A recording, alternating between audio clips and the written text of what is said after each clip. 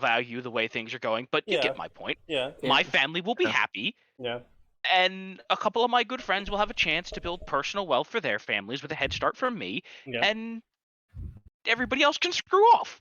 Oh yeah, honestly, I just want to do dumb shit. Like I don't want to like buy a big mansion or shit like that because you have to clean that shit, and that's just fucking stupid. You have to pay property taxes on it, which first off, taxation is that. Cringe. But so if anything, I would end up buying a house in the middle of fucking nowhere. I would spend a shit ton of money to get it wired up because I have that money now.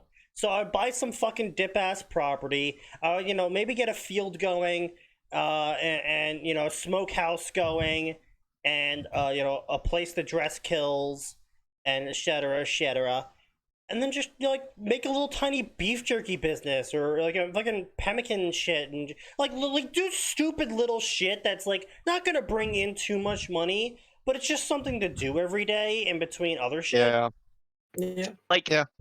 Like here's the thing, right? Like purpose.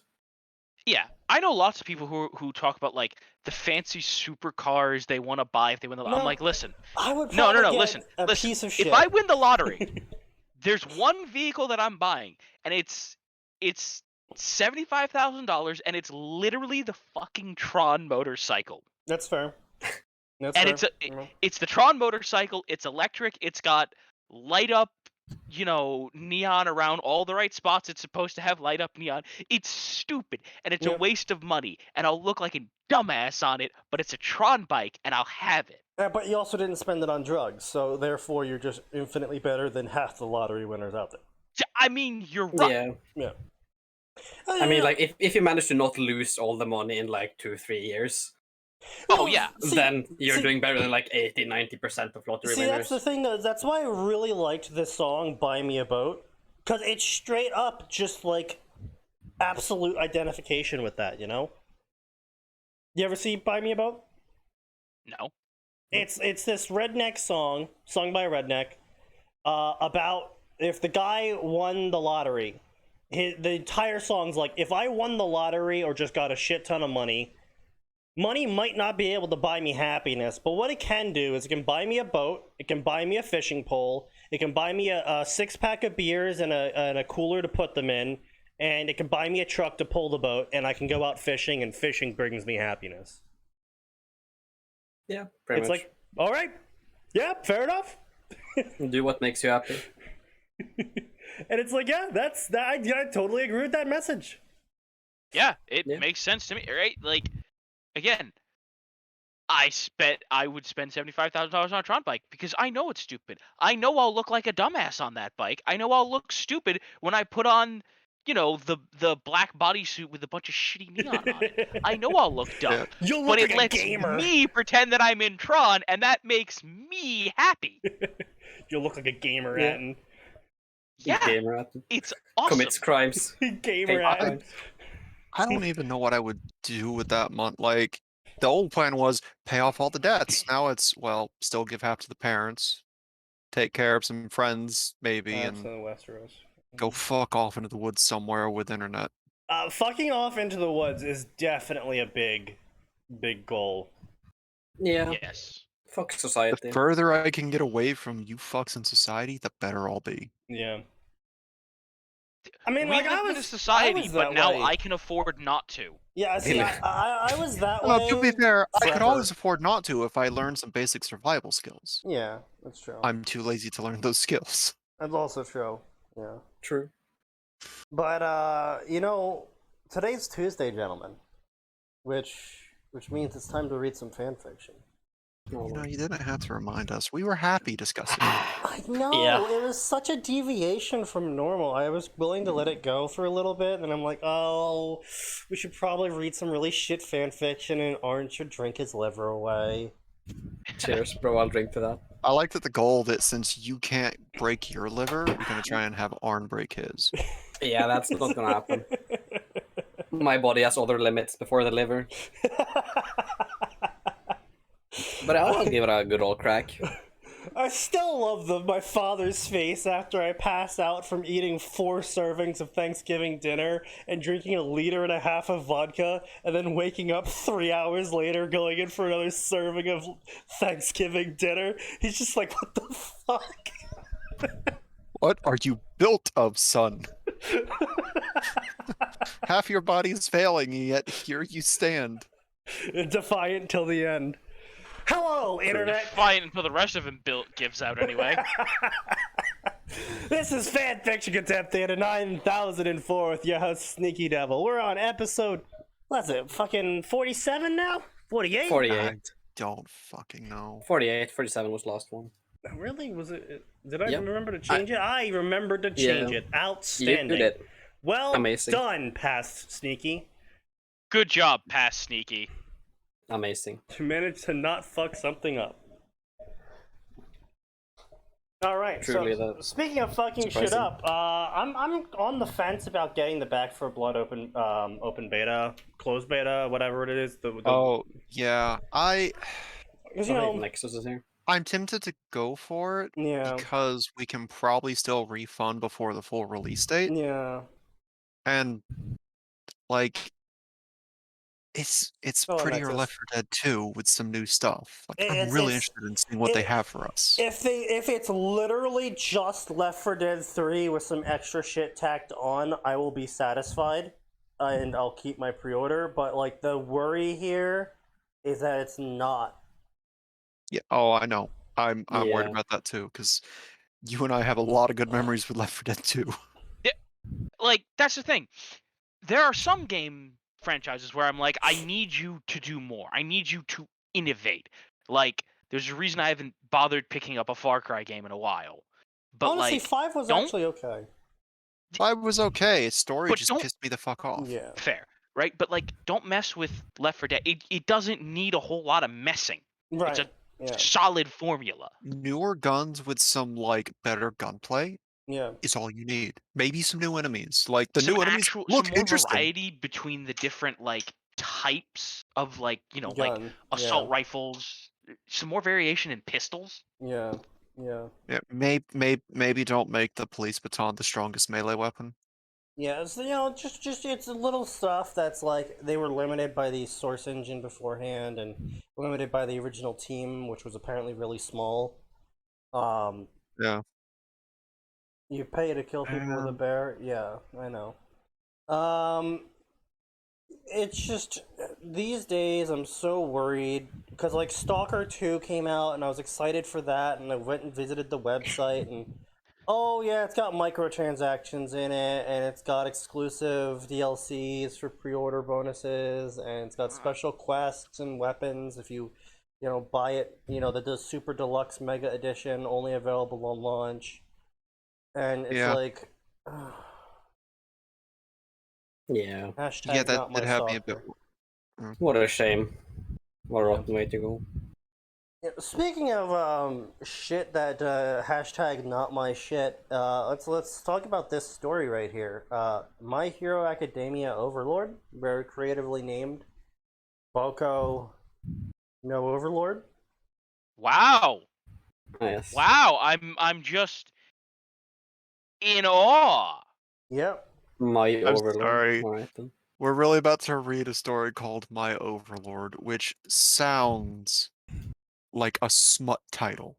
It is. Yeah, It does you have to sound like agree that, yep. See, the problem here is that the person doesn't know what Boko no means. True. Yes, they can't put it together. Yep. Cool. I guess let's just go All ahead right, and read this let's be clear here. $8.99 Kroger novel. It's Yeah. not like anyone's ever accused fan fiction authors of being intelligent, Max. Oh, that's True. fair. That's true. No, we have not done that. We have accused them of being the exact opposite. We've accused them of quite a many things, Atin. Intelligence was not one of them. I've accused them of many things. Child touching being one of them. Some of these fanfiction authors. Yeah. Yeah. Oh no! Alright, we gotta wait for Stanish, damn it. Why?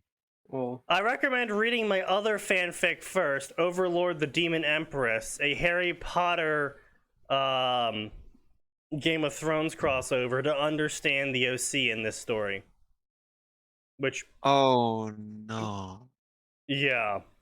Wait. Oh, this is a Hang continuing series following an OC then. Yes, this is. Wait, Oh, no, Lord. hang on, no. There's one that's Game of Thrones and Overlord, Yeah. and there's Harry Potter and Overlord, and another Harry Potter and Overlord, and another Harry Potter and Overlord, Oh no, yeah, hold on, yeah, you're right, yeah.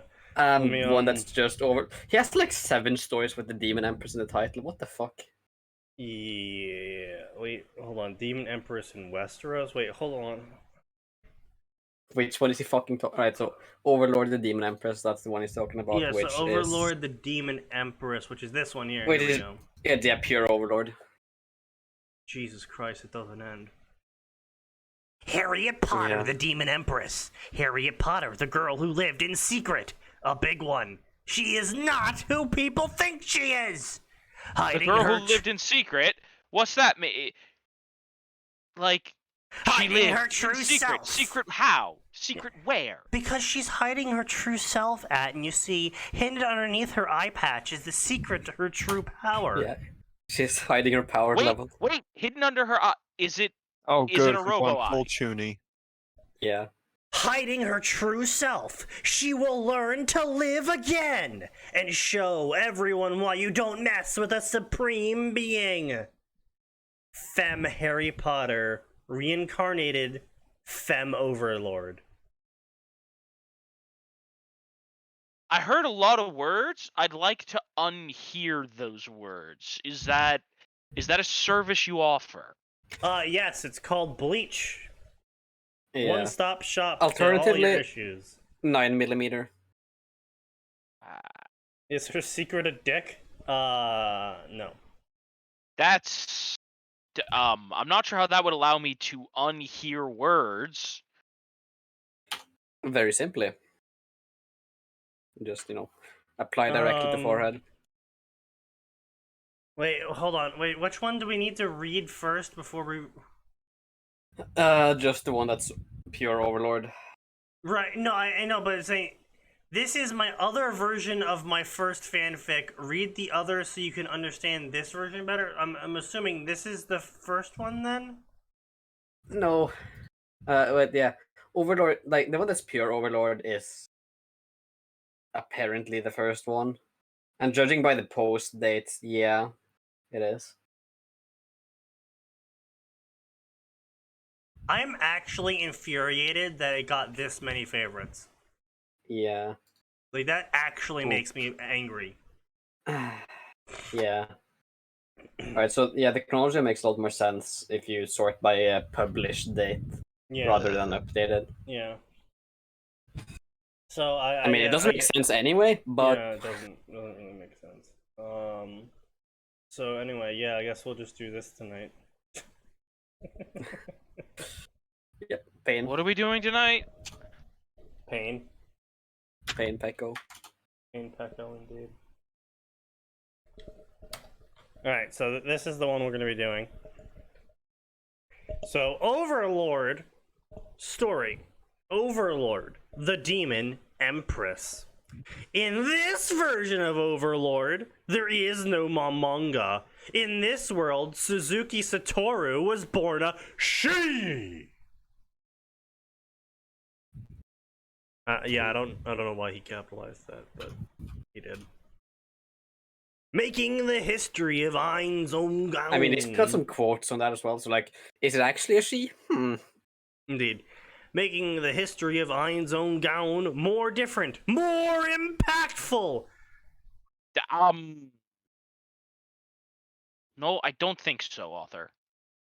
Different, sure, but not. I don't see how it would have any impact. So if we're gonna be a little bit real serious, like genuinely not funny, making funny moment here thing, sort of what's going on here, what lore we are given for Ain's, the guild. So I'm not saying the entire fucking thing every time because that just literally just butchered English because that's what Japanese people do.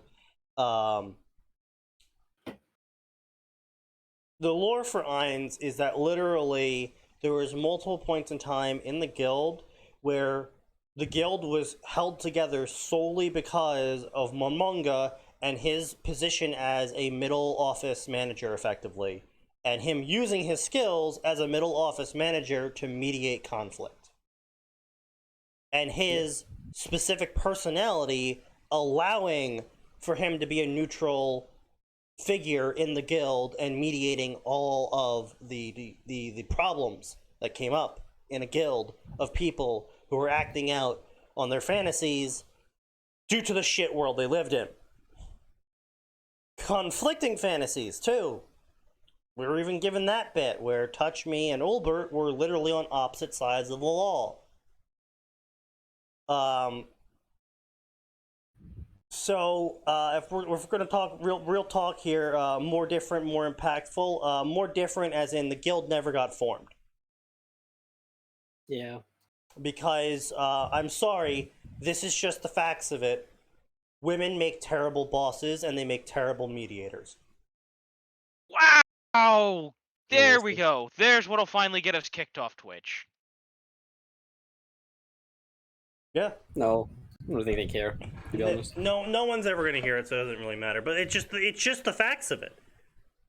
I've worked in many jobs, and in the jobs where I've had a female boss, the team has fallen apart every single time. That's just what happens in all the jobs I've worked. Like clockwork. And you know, it's what happened in fucking high school. Every single time cliques formed of women, there would be a shit ton of drama. They would break apart and reform into different cliques. That's just cool stories from your side. Yeah. Doesn't speak to most of my experiences, but Yeah. you know, Doesn't speak to most of my experiences in the slightest. Well, that's just my experiences and the experiences that I've talked to with a bunch of other people in college and people in coworker status. yes, Sneaky, because you have a tendency to draw in normal people, as your history has proven With time and time normal again. experiences. Yes, totally. Absolutely. Also, yeah, well, that is another thing, is that we don't really know what Japan is in this terribad future of entire world pollution. And it was canon that he did work in a black company, so yeah, we don't really know what's going on there, but I just... my issue here is specifically the author coming out and saying that if the main character was a girl, they would have done it better because they're a girl. Yeah, no, that part stupid. That no. But I mean, so coming from the other angle, the author might be right here, because every single time, in terms of being more impactful, I don't know about better, but in terms of more impactful inside the social environment of Yggdrasil, every single time, in terms of history, female leaders of countries go to war far more often than male leaders of countries throughout history. So definitely that would impact more. That would definitely be a bigger impact. So I mean, you know, maybe the author's right. You know, maybe she went on to. She probably have a bigger impact. Whether that impact is for better or worse. Yeah, maybe she went on to lead a genocide against the human characters. Who knows? Would that even be like? Technically speaking, yes, because the whole premise of Nine's own goal, as it originally was literally a bunch of heteromorph characters who banded together because the human characters were leading a crusade against the heteromorph characters to basically try and make them all quit. Because when you died... They PvP griefed. Yeah, when you died in this game, you lost 5 levels. Right, you lost levels. Yeah. Yep. And so what they would do is they would constantly harass heteromorph characters until they switched either to human or until they just stopped playing the game. And so that's why that guild formed originally, was to take on these other people who were harassing people. Yeah. So, I mean, technically speaking, yeah, genocide is on the table. Yep. They programmed it in for some reason. Not just on a table, but actively happening. Yeah. Yeah, I just say that's really weird though. I never thought about it before, but the fact that that comes up as a plot point in that, Yeah. and it's something you actually see a lot. Does griefing happen that much more often in Japanese servers than, like? Oh, I mean, it happens ridiculously a lot in American servers too. It's just you don't really hear about it much. Yeah, because that's because it usually devolves into, well, if they're going to sit here and grief new players, we'll sit here and grief them till they fuck off. Like, Yeah. The good it old doesn't times of happen WoW. that off. Like, when it does Yeah. happen, it usually gets slapped down really fucking hard. Not Yeah, even by the moderators. that's The community true. itself usually is like, okay, these people are trying to get away from dickheads like you in real life. Yeah. Fuck off. I mean, there was a couple characters, especially back in Classic, where there was a lot harder to get around. There was a couple of people who did get famous for flight point camping, for camping certain starter zones with like rogues and whatnot, and they would like appear and stab you and then disappear. It was especially bad during certain phases of Classic WoW, where NPCs were still targetable. Oh.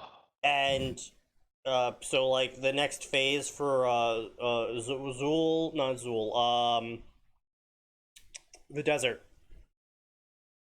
Oh yeah. Fucking the scarabs. So basically, there was multiple phases for this scarab content where the next raid was coming out, and they had to do all these quests to like unlock the gong, to bonk the gong, to open the gate so you could do the raid.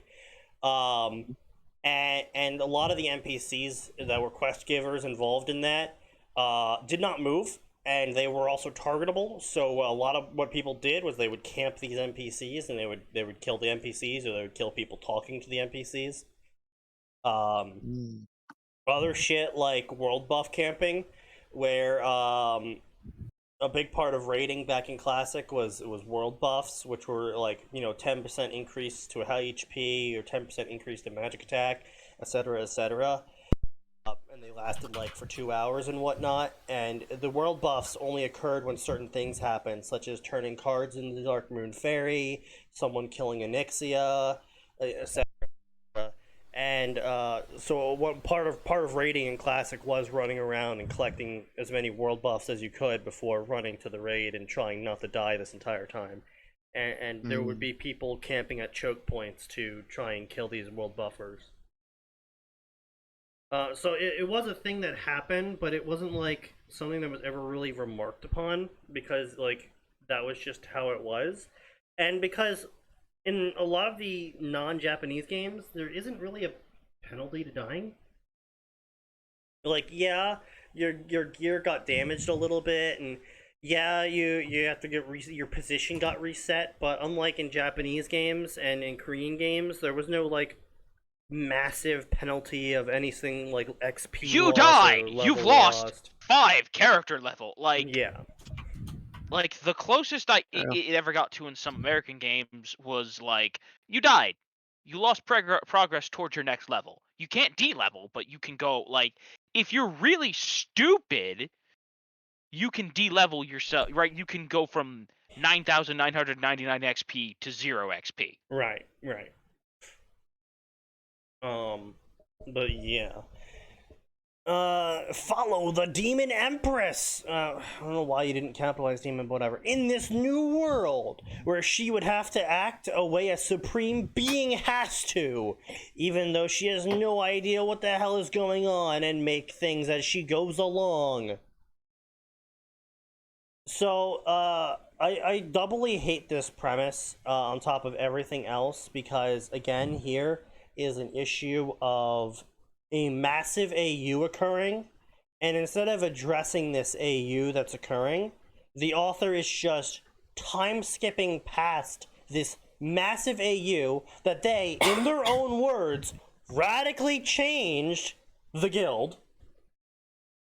Like, yeah. it's one thing if it was like literally everything's the same, but secretly the player who was Momonga was actually a girl this whole time, and now that she's real in this new world, this will change how they act in this new world. It's like, oh, okay. So nothing changed in the game because they were acting out a role in the game, as one might do. So nothing changed in the game. In fact, there'd be an entire opening scene where this Ainz learns about emotion suppression super, super early because they would show up, freak out, and go, wait a minute, I'm not my character, I'm me. Or alternately, I'm my character, not myself. Yeah, whatever. But my point here is that there's literally so many ways this author could have gone about having the main character be female, without doing a massive AU.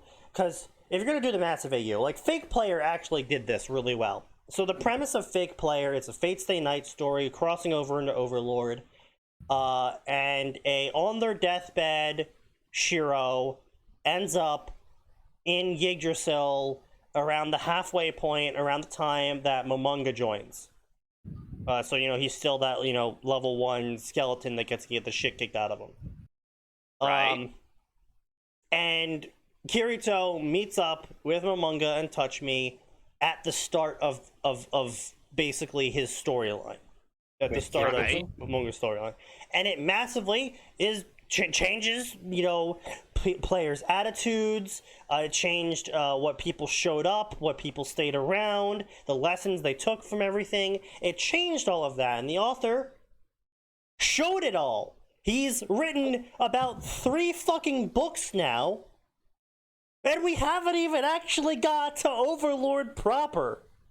Now, see, first of all, I want to link to that. Second of all, yeah, sure. that makes perfect sense. That's what would occur. Yeah, and so he's actually, put in a lot of fucking time and effort into detailing all of these changes that are occurring because of a massive AU that happened.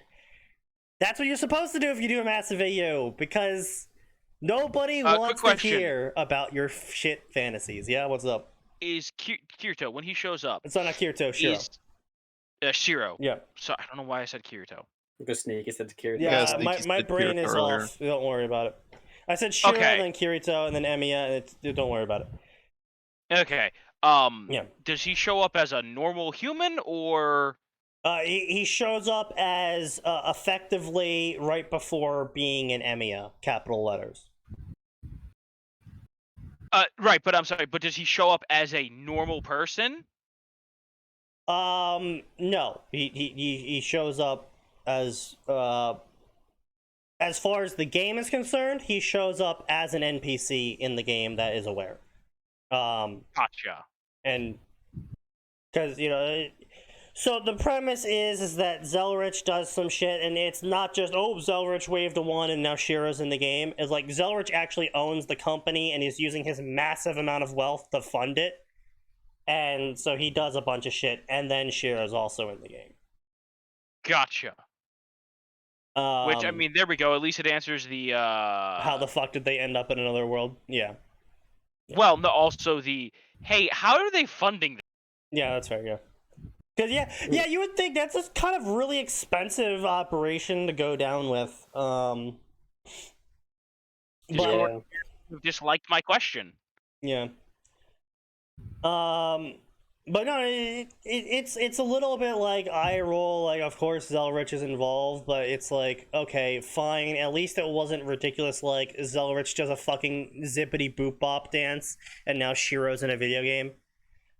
There's like he does try to make some effort to be like, okay, so this is how it happened, but doesn't spend too much time on it because that's not what you're there for. That's appreciated. Yeah.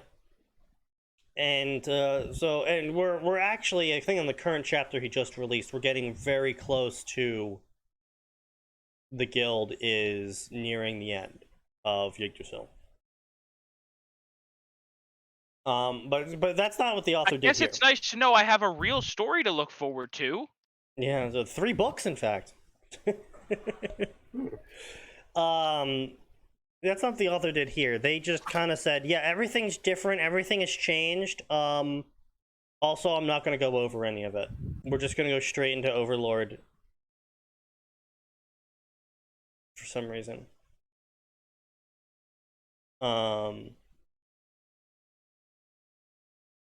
So let us get started then. 46 chapters, 143,000 words. That's about what? 3.5 words per chapter. 3.5K. Well. Yeah. Yeah, something like that. Yggdrasil, DMMRPG, blah blah blah, blah blah blah, blah blah blah, canon crap, canon garbage, blah blah blah. 700 races. I really don't think that's true, but fine, whatever. It's probably just pulling out their ass, or it might be canon. Who knows? Yeah, blah blah blah. Certain problems, game community biased. I might believe 700 classes.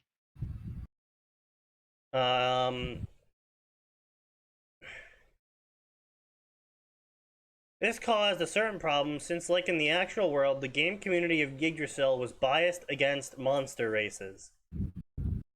Like, in the actual world? I have several questions. I don't want an answer. That... I don't know if that's what you want to word that sentence with, author. I mean, that's what they did. Yeah, it's a bit sketchy. Yeah. Wait, hold on. What? Wait, what? Huh? That guild was so notorious for the same reason? What guild? Wait, it just went right from people are racist against heteromorphs to that guild was notorious for that same reason. For being racist to heteromorphs? What guild? Like, I know what they're trying to say, but it's just like randomly like, yeah, that guild over there. They're famous for that exact same reason. Those fuckers over there. They're racist against heteromorphs. In actuality, they're all heteromorphs. It's weird. Don't ask. It was a guild of heteromorph players. Nine's own gown. No, actually, you're wrong there, author. Again, it was Nine's own goal. And only later on, after they conquered Nazareth, did they become Nine's own gown. Yeah. So, you know, blatant. I love it when fanfiction authors, you know, people that proclaim themselves fan of the series don't even know anything about the fucking series they're writing about. I love it. Oh, it's so great. I just, enjoy it so much when people who claim to be fans of something don't know shit about the thing they're writing about. It's so good. I love it. It do be like that. Don't worry, guys. I picked up enough from reading other fan fiction. Yeah, so many people are like that. Oh yeah, I've never actually read most cursed phrase. I've never actually read Worm, but I've read a lot of fanfic, so I got an idea. Okay, buddy. Okay. That idea is you should be burned at the stake. The guild that could drive themselves to the top of the game and became a legend in the community. Actually, they didn't either, but I guess this is the AU part. It began with 9 players, so at least you know that it started with 9 people, but you didn't know their name started with 9 people. Cool. But it grew to 41 in their prime. In the prime days of the game, they won many top PvP tournaments, guild wars, international events, and they became the #1 guild in the world. So again, this is all AU. None of this is canon. And for the members in the guild, it looks like there was no ending for the victories or fame as the years went by and the company of the game shook thanks to the economic crisis of the decade. That is also AU, that never actually happened. Ein's own gown lost the battle against their mightiest foe, reality. Did you hear about the revolts in Europe? A voice is heard in the social district of Yggdrasil. Yeah, it looks nasty. Okay, look, hold on. Even in the year 40k, Europe is still rioting. They've never stopped rioting, okay? Especially France. Yeah. France has literally lived in an age of riots. France has been revolting for the last riots, 2,000 years. Yeah. It's just so revolting, honestly. Just, I mean, they are pretty in both revolting. meanings. Yeah. Yeah, exactly. I mean, like, it's still to this day. So the Yellow Vest riots, they started it back in what 2016, I think it was 2015. Yeah. Those haven't ended, by the way. The Yellow Vest riots. Wait, those are still going? That's Yeah, still Yes, for going. good reason. Oh, but in 2018. Okay, But yeah. They haven't ended because the problems they've been rioting about haven't been fixed yet. Yep. In fact, know more what? people have joined them because more problems have come up. Yeah, it's been spreading as well. Like, oh god, they're up to like, what the fuck is this? Oh, there's so many like different stages of this revolt. They've named them like acts. Yeah. Act XLV, Axe. the 45th consecutive week. That was back in 2019. God, of course. I mean, I'll give the Yellow Crest riots. Yeah, the Yellow Vest riots. I'll give credit where credit's due. It did bring together all four corners of the political spectrum into hating France, Yeah, hating Macaroni Man. into hating Jupiter himself. Yeah. God, I can't believe he said that. Yeah. Did you guys you ever hear about that? Probably not. Macron, the Prime Minister of France, called himself Jupiter, king of the Greek gods. Oh boy. Oh yeah, that thing. Yeah. Yeah, that I remember seeing that. I'm like, oh, good. He's delusional. I am a god. All I know about Okay. this man is that his name is suspiciously close to a pastry, and he's delusional. Yeah. Yep, he's French. What a Actually, great honestly, introduction. I hate macarons. I think they're the worst pastry in my personal opinion. True. I just don't like them. I don't know why people like them. They just don't taste good. I've had so many macarons from so many different places, and they've never been good for me. I can't find a suitable job. I don't know what to do. Shit is awful. The company will close. That's sad. We can play FIFA 2138. Okay. Alright, okay, fair. Alright, fine. You know what, author? I'll Okay. give you credit for a good joke. It's a low. It's like the low hanging fruit, but it is a joke. That fruit is so low hanging. It's already been fermented and canned. Yeah. Still a joke though. Still true. I mean, it still looks like something from last century. Fuck no, I won't play that shit. I can still play Cyberpunk 2077. That shit's legendary. It only took 20 years to fix it, but it ended up being amazing. Okay, fair enough. That's another fair, deserved jab. Yeah. In the social district. Also, social district. Just like, bro. Social district, there was like 10 planets. There was not one social district. Several players seem to gather around, chat, and waste their time. It's a lot safer than meeting in real life since the pollution and constant protests didn't make for a great idea to go outside. The square is enormous, made for good blah blah blah, blah blah blah. And then there was a demon girl that was waiting for someone. She brought a lot of attention. Not for what she was, but for who she is. Also, so this is another thing that this author actually gets really wrong. If you're the #1 guild in the world, it doesn't matter what it costs. People will suicide gank you. Yep. Like,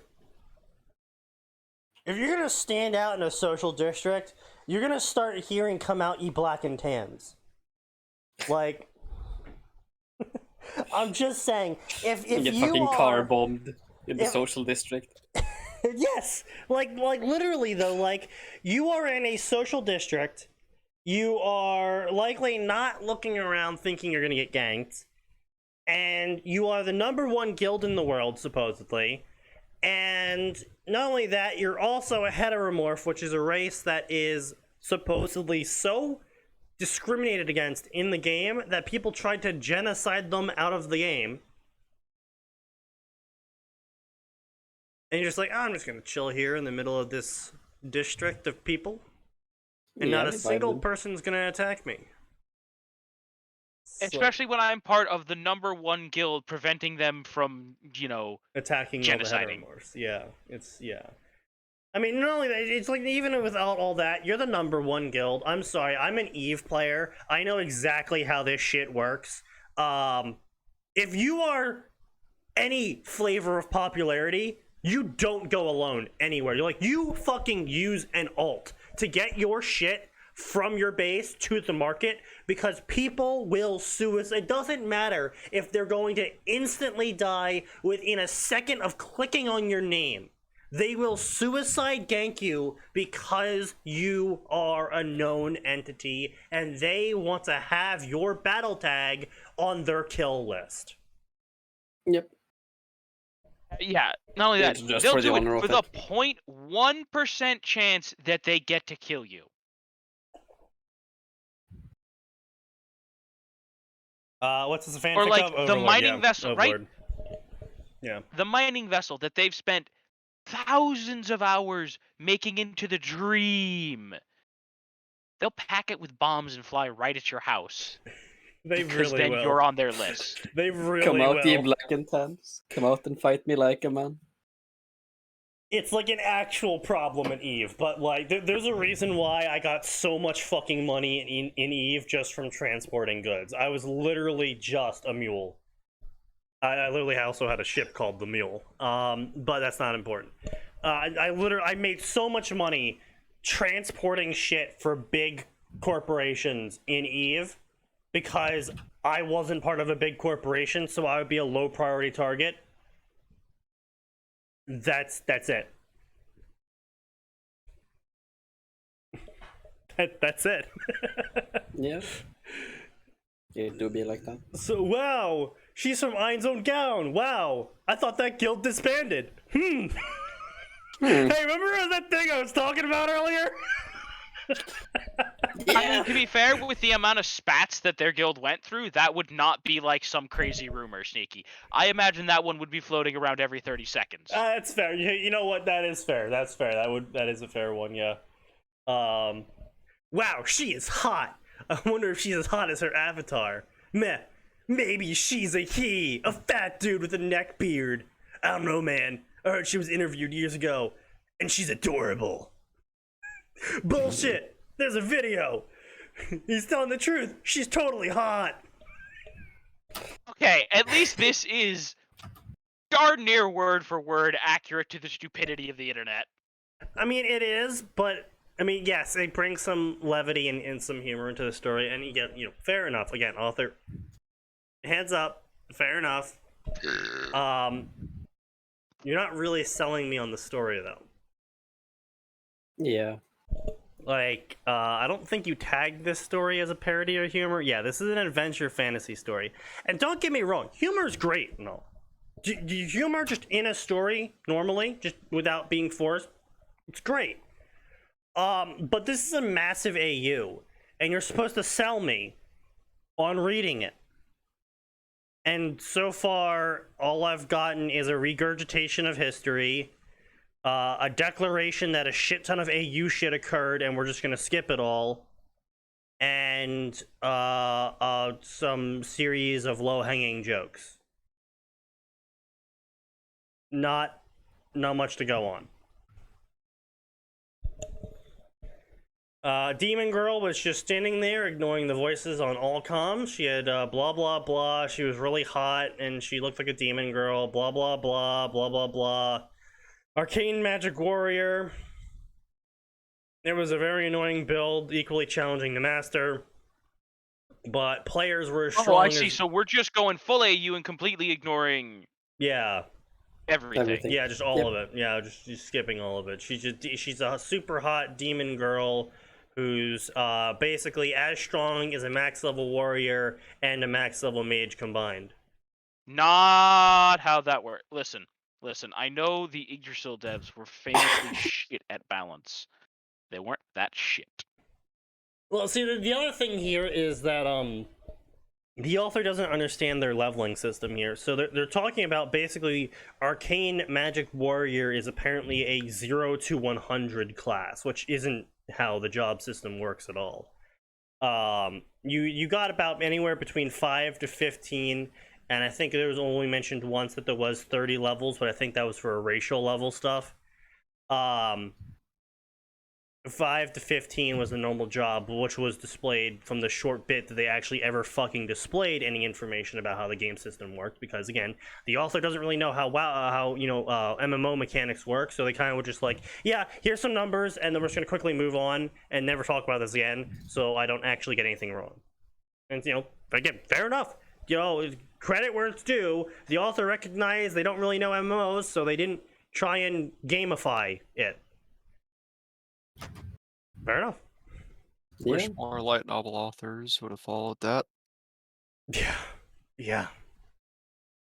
I remember, I forget, there was one where the I forget what it was, but like the guy was like the healer and the girl was the tank, and it's like, oh, this is, you know what, ha ha, funny, we'll play with some perceptions. The guy is playing the cute meek healer, the girl is playing the big brash warrior, haha, funny. Right. But then they started talking about the MMO, and it was so infuriating because the author knew right up until that point all the jokes had been decent MMO jokes. Mm-hmm. The author knew nothing about how an MMO actually worked. It's like, you did like half the research. Well, no, effectively what they probably did is they went on the MMO Reddits and they looked at all the memes, because pretty much all the memes are the same, just in different flavors. And then they made a bunch of jokes based on those memes. I mean, let's be clear, that's still more research than like half the people who write these things do. That's fair enough. I mean, it's the Jello apocalypse approach. But anyway, so what they're saying is that they took 100 levels in Arcane Magic Warrior. And the problem with doing this build is that for the first 45 levels, you're not as strong as a warrior, and you're not as strong as a magic caster. And you depend on items, levels, and skills a bunch. But if you make it to level 100, then for some reason, you're just God. Which... that's retarded. No company would ever remotely allow that. Not even a quote-unquote trollish company like the guys behind Yggdrasil. We do a little trolling. That was the actual reason it was not popular. Not because it was a weak build, but because it took so much time to play, and you would need to unlock 2 trees of skills to enter the Arcane Magic Warrior one. That would just make it more popular. They are just literally inventing words to use for this MMO. So basically, Fake Player went into quite a bit of this, but they actually sat down and thought about how an MMO like this would work. This person is just like, yeah, you just unlock the trees, and then you pick the one, and then you're just God, I guess, or something. Now, here's the thing.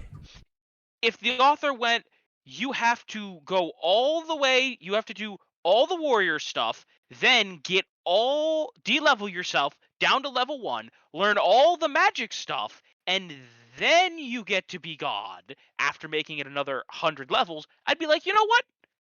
Yggdrasil would allow that. Yeah, honestly, the devs probably would do something like that. I think that was literally how Momonga gained his final class, is that because he built his RP build that most people typically wouldn't have gone in terms of what classes and what levels he had in those classes, he managed to end up finding and unlocking a special prestige class that had all of those as requirements, and that was how he got his final job, which was Overlord. As Lord of Bullshit or whatever. Well, Overlord. That's literally what his job was called. Yeah. Yeah. And he literally goes on to say, it was super complicated, and pretty much no one would have ever stumbled upon it unless they were purposely going an RP build. Which sounds exactly like the right up and alley of a trollish dev who was like, yeah, we're gonna include this really powerful class in, only if someone's really dedicated to roleplay. It's like, all right, yep, fair enough. If you have the time, if you have the time and the money to do, I wish the WoW devs had the time and money to just slip shit in like that. But you know, whatever. Like, Yeah. or like, okay, hey, how'd you unlock the dragoon class? I beat a dragon. That's not so hard. Alone. How did you? I paid way too much money. Yeah. I think the devs felt sorry for me. There was a special achievement you got back in the day of WoW, way back in holy shit, like back in 2010. There was a special achievement you unlocked. It was a secret achievement that wasn't even listed. If you beat something to death with, if you beat something that was max level to death with your fists. Oh boy. Sounds like an achievement I would have had eventually. Because at the time, no class used fists. So if you just unequipped your weapon and beat something to death, you got a special little achievement saying like, "Hey, you did it." So this is for the people like me who would be crazy and just take off the really good sword or the really good, like, oh. And there was, let's be clear, no reason for it. No reason at all. Why did the WoW devs stop having fun making the game? Because they got bought out by Blizzard Activision. got bought out. Yeah, they got bought out by the people who made COD. Oh. Yeah. So yeah, for some reason, anyway, yeah, and this is the issue here of when you don't know enough about MMOs, so you just copy and paste shit from other stuff. Like right here, they mentioned /all comms, which that's a fairly good reference to voice chat and group chat and whatnot. But then later on down here, for some reason, they're all chatting this private conversation between friends. Galaxy also, as a side note, implying that anyone who's been playing that game as long as Einzulgon has just doesn't have global chat muted eternally. Yeah, that's true. A lot of people would be sending them hate messages, and they probably have to block pretty much every non-friend PM.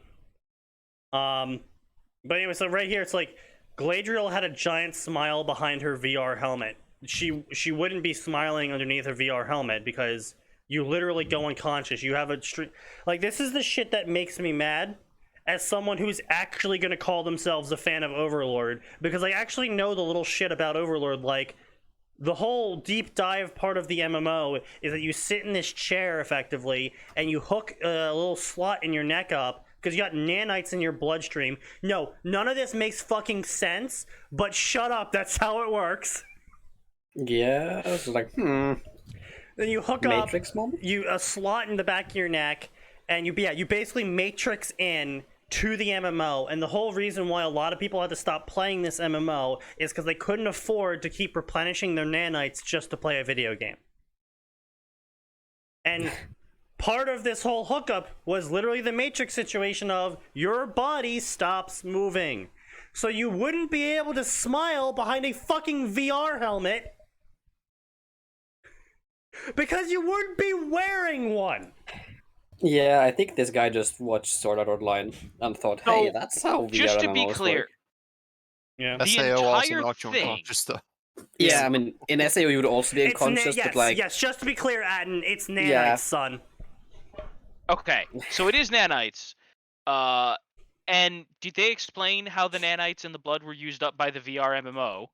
They had tiny little batteries inside them, and the VR MMO would be transferring data between the brain and the machine, and the nanites would facilitate this transfer.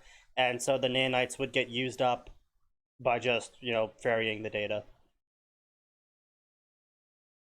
I feel like this is a world in which there are nanites that are totally capable of recharging themselves when they're not in use, but that's an extra like $2,000. Oh, so probably completely per true. nanite. Yeah, probably completely true. But this is also like dystopic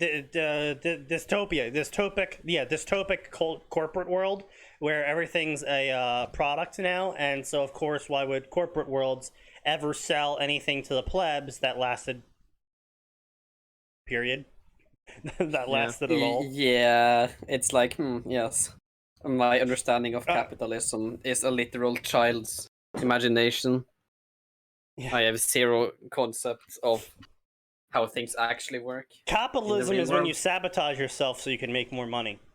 Yeah. Yes. Capitalism is when you're evil to make money. Yeah. Right? Yeah, that's totally how it works. Yep.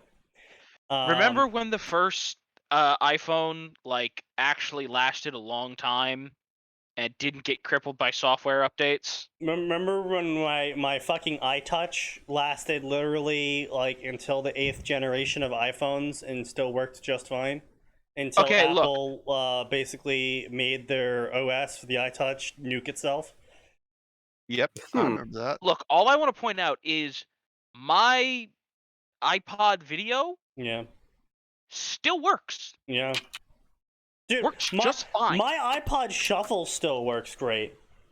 It not only does it work fine, still holds a charge. Oh yeah, dude, literally like 24 hours worth.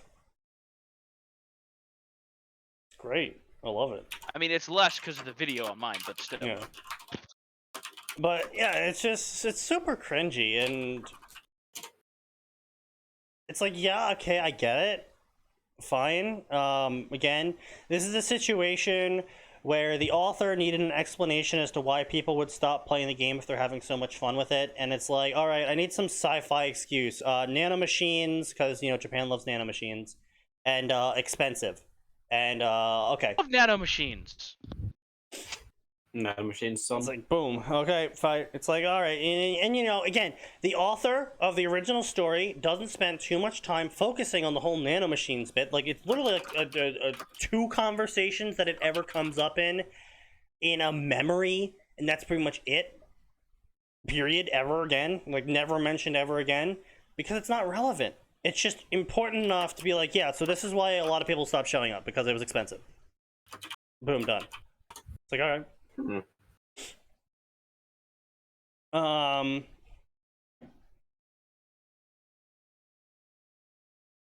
But yeah, so it's just there's just a bunch of there's fucking talking, and they're like, yeah, I mean, Yggdrasil's gonna end, our home's going, you can't take it home. Why are you collecting so much stuff? Yggdrasil's about to be over. It will disappear with you. Well, it's none of your fucking business. Okay, geez. Can you help me with something? Remember my guild, the Greed? Well, one guy asked for a date, and I don't know what to do. He's a nice guy, but I'm not a nice girl. What the fuck did I come back to? The author is now having the main character give dating advice to a girl who's insecure because she got asked out on a date by a nice guy, but she's quote-unquote not a nice girl.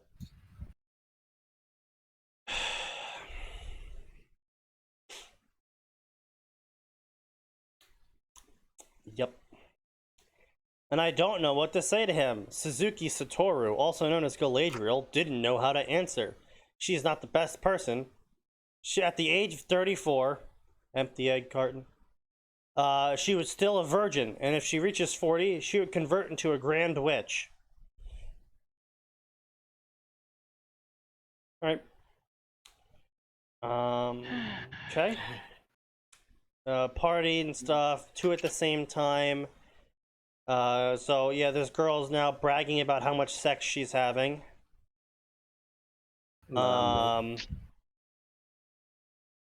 I mean, I don't know the sex of this author, but they definitely got girl conversations down pat. True. God, I heard too much of that when I was working my last fucking job. Just be honest with him how much men you've fucked. I will try, or maybe I'll just give him a blowjob and then tell him afterwards.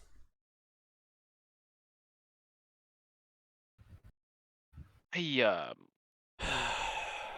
like to leave now. Yeah, don't worry, we're basically at the end of the chapter. Thank God. Blah blah blah, there's only 8 of us left in this guild, what's the worst that could happen? And then she went back to the guild base. She got another ring. And not the best one, but it was another world item. We have 23 world items now. Ha ha ha ha. When the world sees how many items I've collected, they will go nuts. And she did a jig of joy.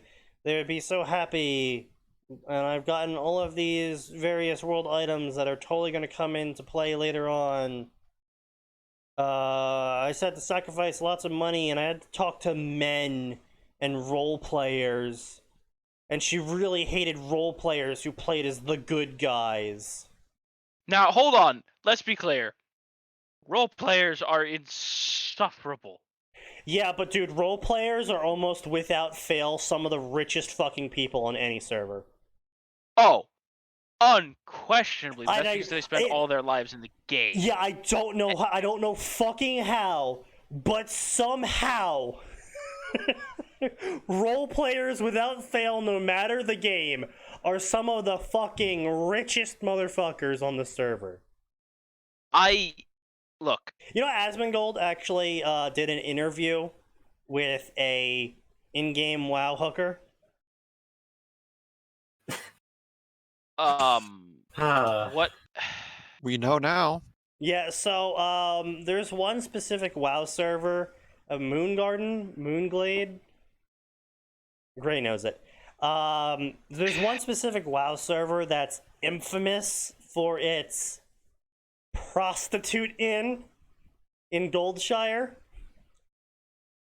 where there's like even add-ons that assist with this, and it's basically a character bio add-on that you can like have kink tags attached to and pricing on. So when you click on the person and you can inspect their character bio, like it tells you how much they are per hour, what kinks they'll do, you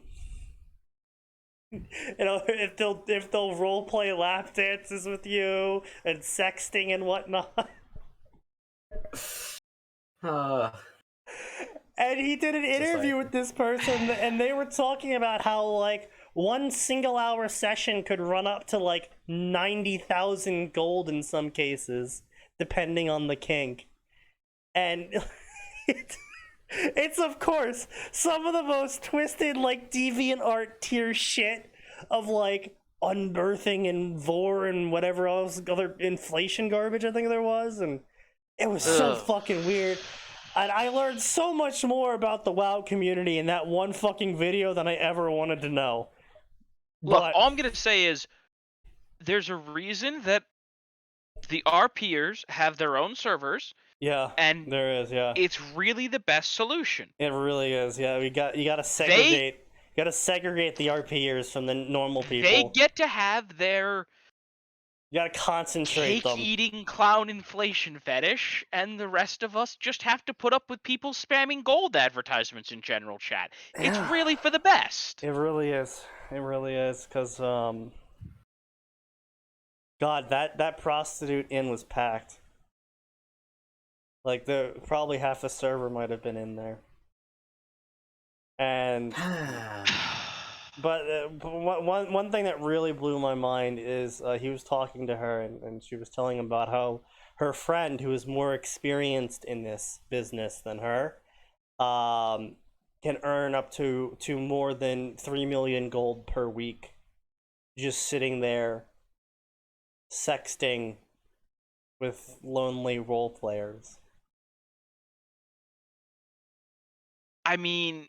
Yeah, and before I would have asked, and a WoW token, by the by, a WoW token goes for around 100k.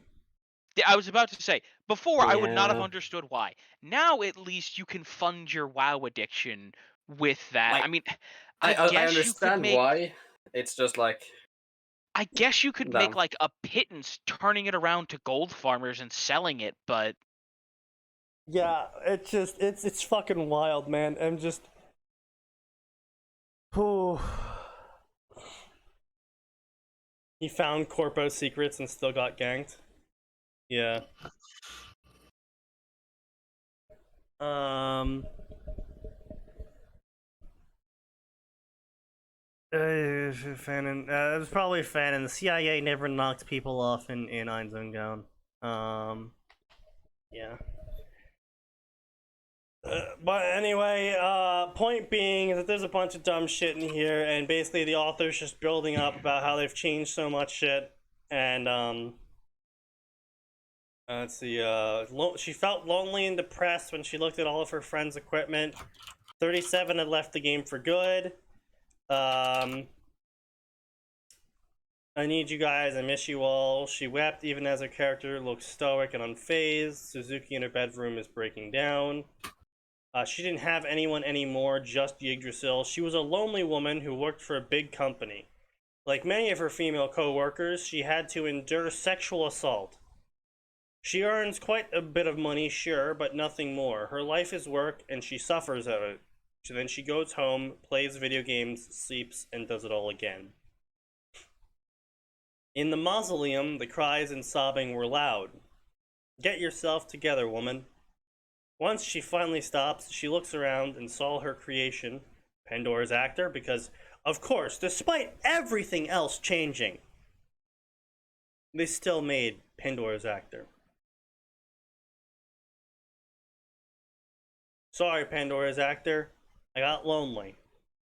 She knew she was speaking to an NPC who wouldn't answer her back.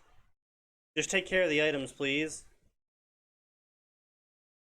Galadriel saw her time in her VR and cursed. She would have to wake up early for work, and so she went offline, and she would come back tomorrow and search for more world items. So, now, to be fair, the author did also state in the original canon that Momonga did spend his time later on, nearing the end of Yggdrasil, spending a lot of money gaining world items. Now, the author could have left this bit out, because this effectively is unchanged from canon. However, the author specifically went through and named which world items, which the author originally, the OG author, never did.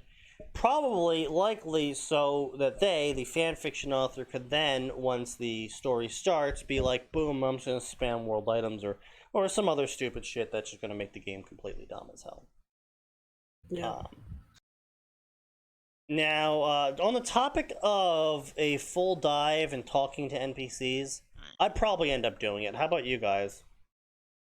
Oh, I'd for sure end up talking to NPC. Like, if nothing else, in a casual, jokey sort of fashion. Like, hey, and what do you think about that NPC that I made? Right? Because lots and lots of games these days have some kind of helper system where either you make an NPC or you get handed a couple, or there's pre-made templates you grab from.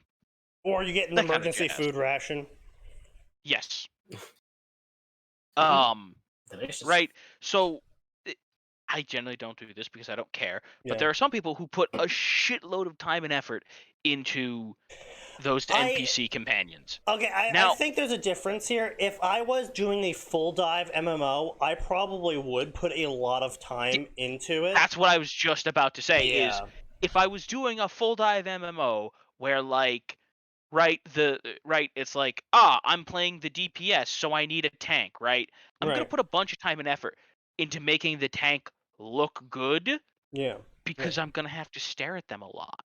Well, I mean, not just that, but it's also like, I think the first-person perspective changes your view on the game. Yes. Not only that, oh my god, oh Jesus Christ, I can just imagine how horrendous some NPCs must look. And like, especially the troll guilds, because we've all seen the Dark Souls characters that are like eyebrows the size of a forearm. And okay, like, look, the thing is, we've all watched Northern Lion play Dark Souls. End of. You don't even need to look further than the fucking meme maker, Sneaky. Yeah, there would absolutely be like meme guilds whose sole purpose was just to get a bunch of NPCs that were just fucking memes, and they were worth nothing except for just being there to be memes. Absolutely. Oh, yeah, unquestionably, guaranteed. right? But like, I would put in at least, I'd probably put as much work into the NPC, right? Full dive MMO. I'd put at least as much effort into the NPC character creator as I put into making my character, which, depending on the game and how many options there are and how easy they make it to manipulate certain things, can be anywhere from 15 minutes to an hour. Yeah, I mean, It's very simple. You take the titty slider and you move it to max. Simple. Thank But you. see, Efficient. But see, I don't do that Well, because I just play a guy. sounds like a you problem. Yeah, Not but a problem. See, what if I don't know? I Chief. feel like I would be a little bit too cautious of the bleed effect for that situation. Well, not just the bleed effect, Yeah. right? Look, when we get to the right, let's say full dive MMOs come out before we die. Right. Every single one of us who's read things like Overlord and SAO and all that jazz. There's going to be so many Yeah. people fucking requesting to die while full dived just in case. There is so many people from our fucking generation. I'll be one of them. Same. But like in that right, I already made almost all my characters male. Yeah. But once we get to like the full dive territory, every single one of them will be male, just on the 0.01% that for some fucking reason I end up as that character. Yeah. Yeah, I mean, not only that, it's also going to be like, if it's a full dive MMO, there's going to be all these balance issues, like literal physical balance issues that you just aren't going to be ready for if you're, not used to your center of weight being differently distributed. Because that was actually a thing that was talked about in Yggdrasil, is heteromorph characters were also very rarely played due to the fact that some of them were like a fucking slime and you didn't have legs to lift up and move. True. No, to restate my earlier statement, I would even playing for a the skeleton. NPCs, I would take the titty slider to the max. Okay, fair enough. Yeah. Myself, I don't know. Fair. I would just say, but like even playing a skeleton would like mess up your sense of balance so much. Yeah. The meat weighs a lot, folks. The meat weighs a lot. The meat does indeed weigh. Also, Arn, you've forgotten the second option, which is to take this titty slider and slide it way down. Send them to the flat club. Do not. No. That's retarded. Fuck you. I'll be over here with Mordred enjoying the flat crew. I will never surrender to the flat Unfortunate. crew. That's disgusting. You sicken me. Alright, so now that we've read the first chapter of Demon Empress, we can now understand Boko no Overlord. Oh, Jesus, I forgot about that. Definitely. Yes, next one. Just what you wanted. Nazarick is transported to the world of heroes and villains, a world where superheroes are real and villains are real as well. Fucking stupid. Yes. In all of this, Suzuki Satoru, or as she is called, period. Yes, last she's sentence. just nothing. Yeah, apparently. Her name? Not important. The supreme leader of the Great Guild Einzone would have to do her very best to blend into this strange but familiar world. But familiar? What? What part of that's familiar? It shouldn't be. That's very, very odd. Also, completely unrelated note, but I really do have to thank Fallout New Vegas for teaching me to correctly spell Kaisar. True. Fair. Yes, Kaiser. So thank you once again, Fallout New Vegas, for being one of the best video games in existence. I'll die on that hill. It was okay. It's the familiar world is such a weird statement to make because it's like, oh yeah, well it's still Japan. A completely different Japan. It's like, yeah, you're a Shadowrun character. You're in Shadowrun Seattle, and then you just casually go back 300 years, and now you're in 1990 Seattle. Yeah, it's a totally familiar world. Don't worry. Fucking no. they'll be walking around going, "Where? Oh God, I'm lost as hell, and I can't find any way to jack into the net. Could you direct me to a hard line?" And the guy in the 1990s, Are you gay? he'll walk to a phone booth and be like, "Yeah, hey police, I think there's some kind of crazy gay guy on drugs harassing people down here. I need you to shoot him." Oh, San Francisco. But anyways, bless the blah blah blah blah blah. Will she be a hero or a villain, or maybe both? So again, this isn't villain. No, this is the thing answer is again. villain. A lot of fanfics try and do this whole thing of replicating Overlord, where arbitrarily the character will show up and somehow out of their ass just pull out the whole Momonga Momon thing again. Where it's literally just, hey guys, it's literally just Overlord again, but different paint. And it's like, wow, that's really impressive. You managed to ass pull a bunch of shit. So speaking of ass pulling a bunch of shit, so there is one story called Devil Overlord. I might have talked about this last time.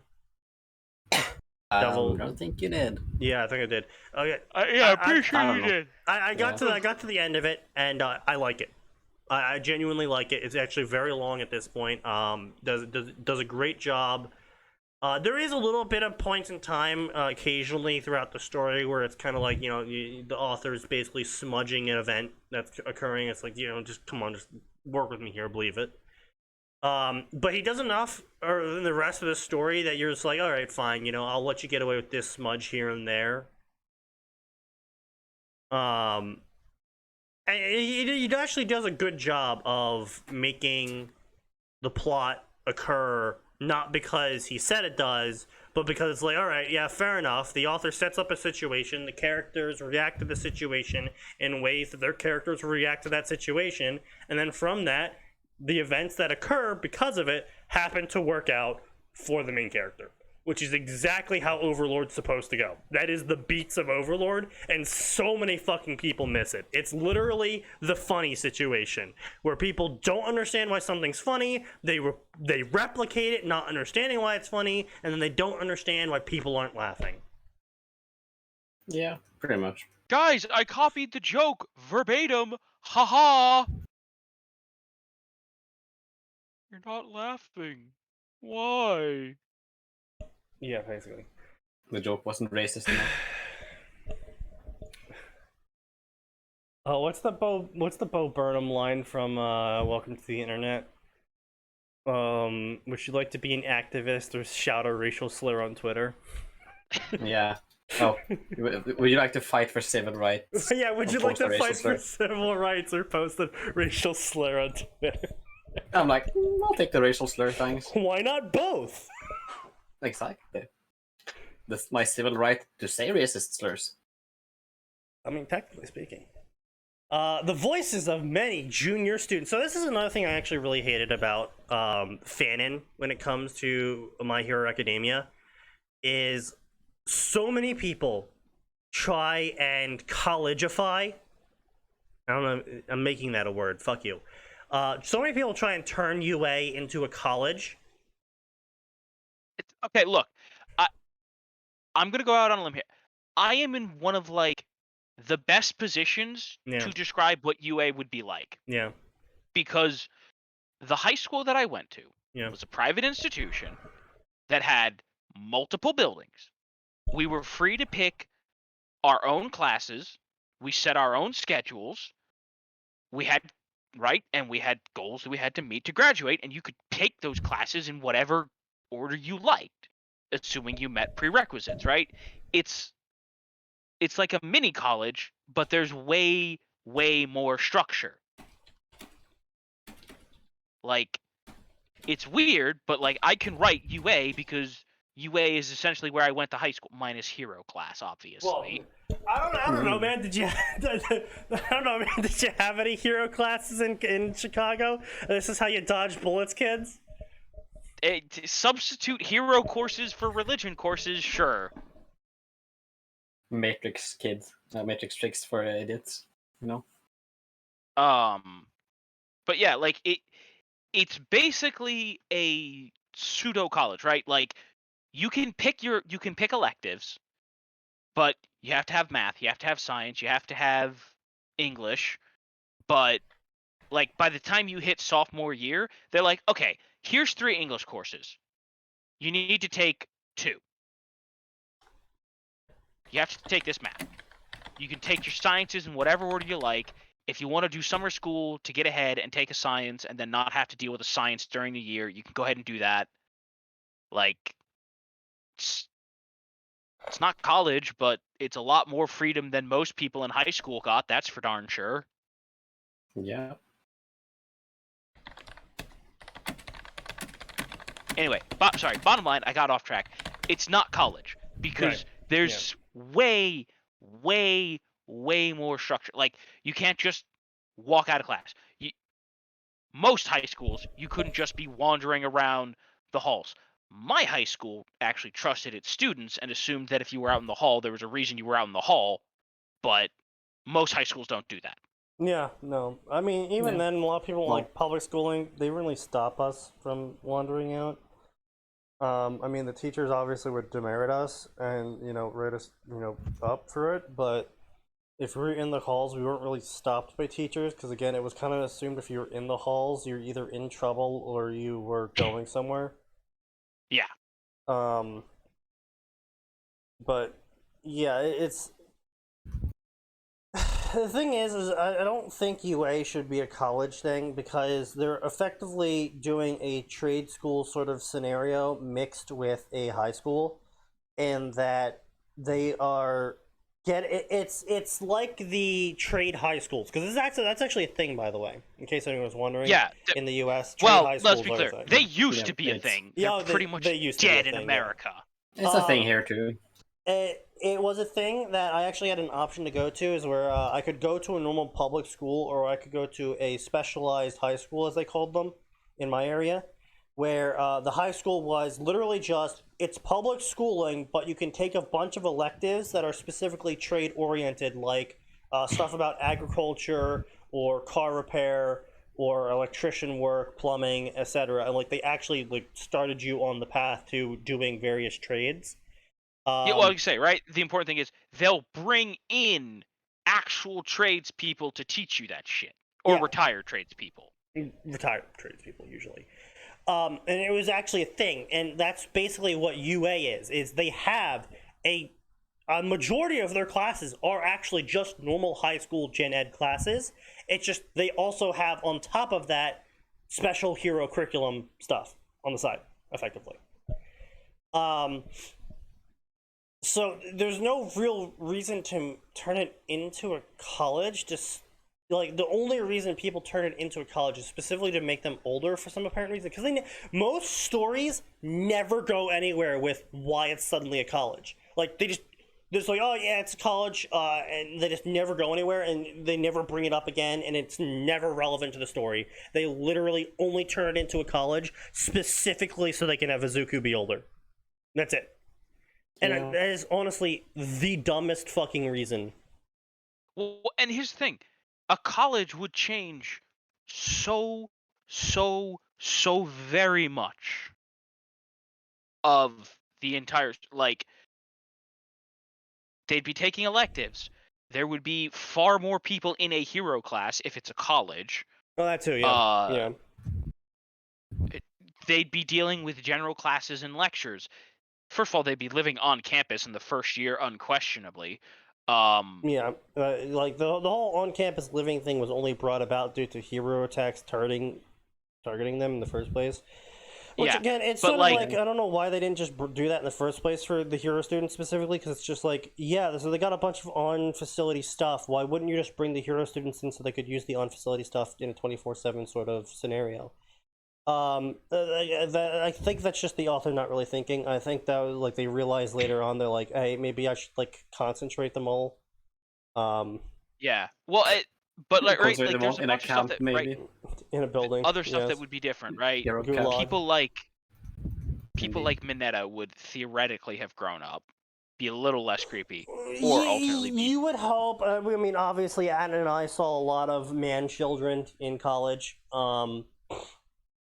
But yeah, the theory would be is if they've already gotten through high school, they would be already skilled. Like that's the other thing. So one of the reasons why I can believe and wholeheartedly support the original author of My Hero Academia making it a high school is specifically because of the skill of the powers of the people.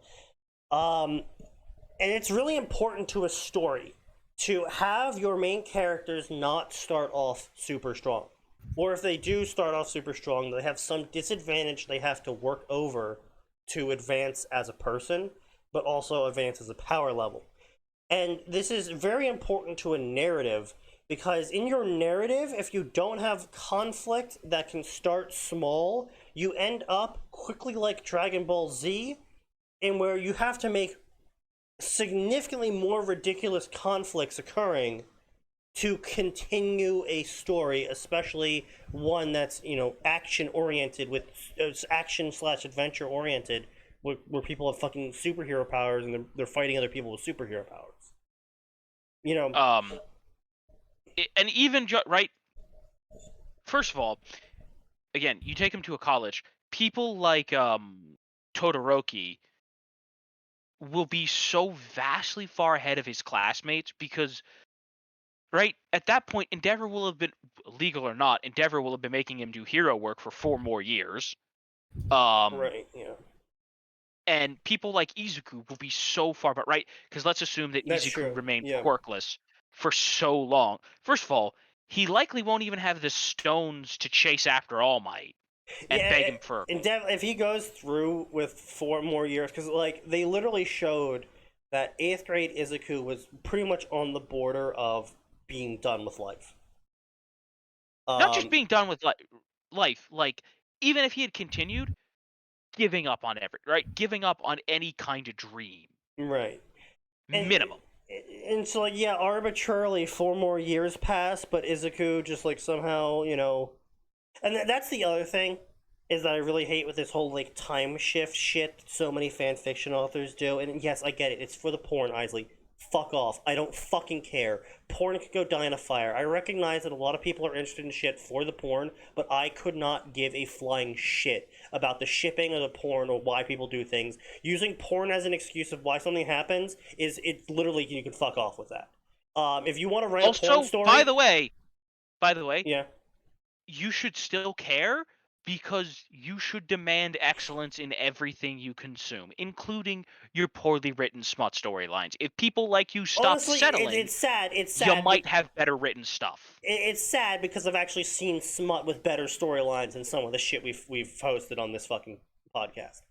Yes, I'm aware. By far. And okay, good for those people. Yeah, they actually wrote something. Right? It's yeah. like when you see, right, for instance, you see Shad's art. Yeah, sure. Yeah. And right, the rare times when Shad draws something normal. Yeah. And you're like, oh yeah, he's actually I forgot. Whatever. Shad is he's actually a very really talented good artist. Yeah. I forgot they're actually good at their job. And it's like at some points you're like, hey, that's a really cool idea. And Shad's got a pretty cool, relatively unique art style. It'd be cool to commission him, but I don't want Shad art. porn. Yeah. It's like how do you specifically go to the commissions? Okay, look, I need you to draw this and just not titties, no not dicks, smut porn, please. No sweat, no bodily fluids, no Wonder Bread, just normal. Can you manage that? But no, as I was saying, I don't give a shit about shipping. I don't. That's everyone's personal fucking fantasies. I hate shipping being used as an excuse for why something occurs. It's the dumbest excuse possible. You can think of so many fucking better reasons as to why shit occurs than because I want them to fuck. And it's like, Jesus Christ. Even porn at most points kind of just is like, yeah, we're just gonna contrive a barely believable occurrence as to why they're fucking. And usually, I'm stuck in the washing machine. Yeah. Oh no. It's straight up, it's barely believable. It's like, oh, can I pay you in another way? That's the classic one that I know about because so many people parody it.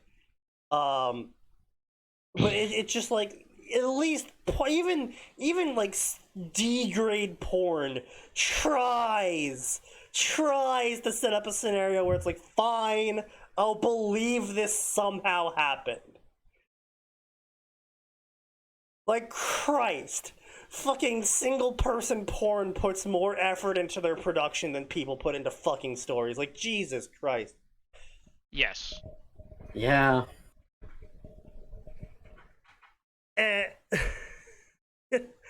It's such like I want these two characters to be together is such a vapid excuse for literally anything. It's just come up with something. Like, holy shit. You're writing a story. You're sitting there and you're putting time and effort into putting words onto a page so you can tell everyone this special story about why your characters are together. Think of a fucking reason why they're together that doesn't involve you changing the entire property to make it happen.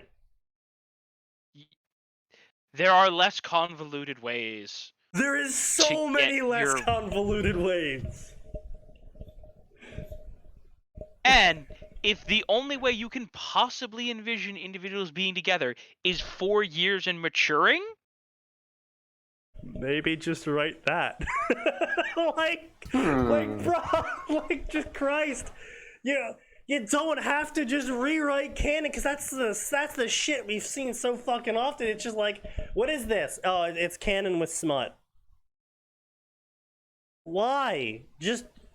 If you want to write a smut story, just fucking write the smut story.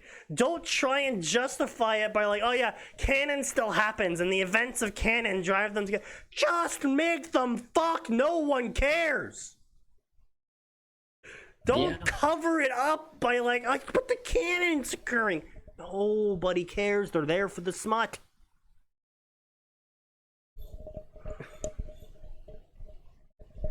I hate it. I hate it so much. I hate Tumblr and what it's done to fanfiction. Yeah, I think that predates Tumblr. Well, partly. I mean, it doesn't like it. Like literally, fanfiction is fanfiction, and if you go far back enough, you'll find it everywhere. I mean, it's just the thing find is it in the fucking Middle Ages even. Yeah, Fanfiction has been a thing for literally millennia. It's literally, obviously people hear a story and they're like, oh, I really like that story, but I'm gonna make some changes to it because I think this will make the story better. And does it always make the story better? Not really. But see, the thing back in the day was, if your story was shit, nobody remembered it. Yes, you had the single greatest defense of the internet being forgotten. Because that's the thing. People say the internet never forgets. No. That's not true. The internet forgets all the time. You just have to not be an enormous tool and let it go. Yeah. Let it go. Yeah. There's someone like Arn watched. Arn went back in time into the Harry Potter section, back to the ye old 2014. And there's so many stories there that have never updated since 2014. They're just dead, graveyard dead. No one will ever see them again, pretty much, because it's like on page what? So what do you say? 6,700 something? No, about 1,000 of the 1.8k in the Harry Potter crossover section. Now, if you're thinking just normal Harry Potter without any crossovers, then yeah, you can probably fit like, I think there's 4.8k pages. Yeah, something like that. So, like, there's going to be stories that no one will ever see the light of day because unless they're looking for something super specific that your story just happened to fulfill the requirements of the filter for, there's a good chance that a large majority of those stories will never be seen again. And yes, well, the internet's got a record of it. We're talking about like back in the olden days. Like, fucking Christ, even back in like the 1800s, 1900s, even shit when shit was being posted to magazines and whatnot, is those stories that were bad, people don't remember because they stopped being printed and nobody really bought the books, and then the books got dumped and forgotten. And like, okay, yeah, maybe like 1 or 2 copies exist out there, but no one's taken the time to put them up for archive. No one's taken the time to post them on the internet.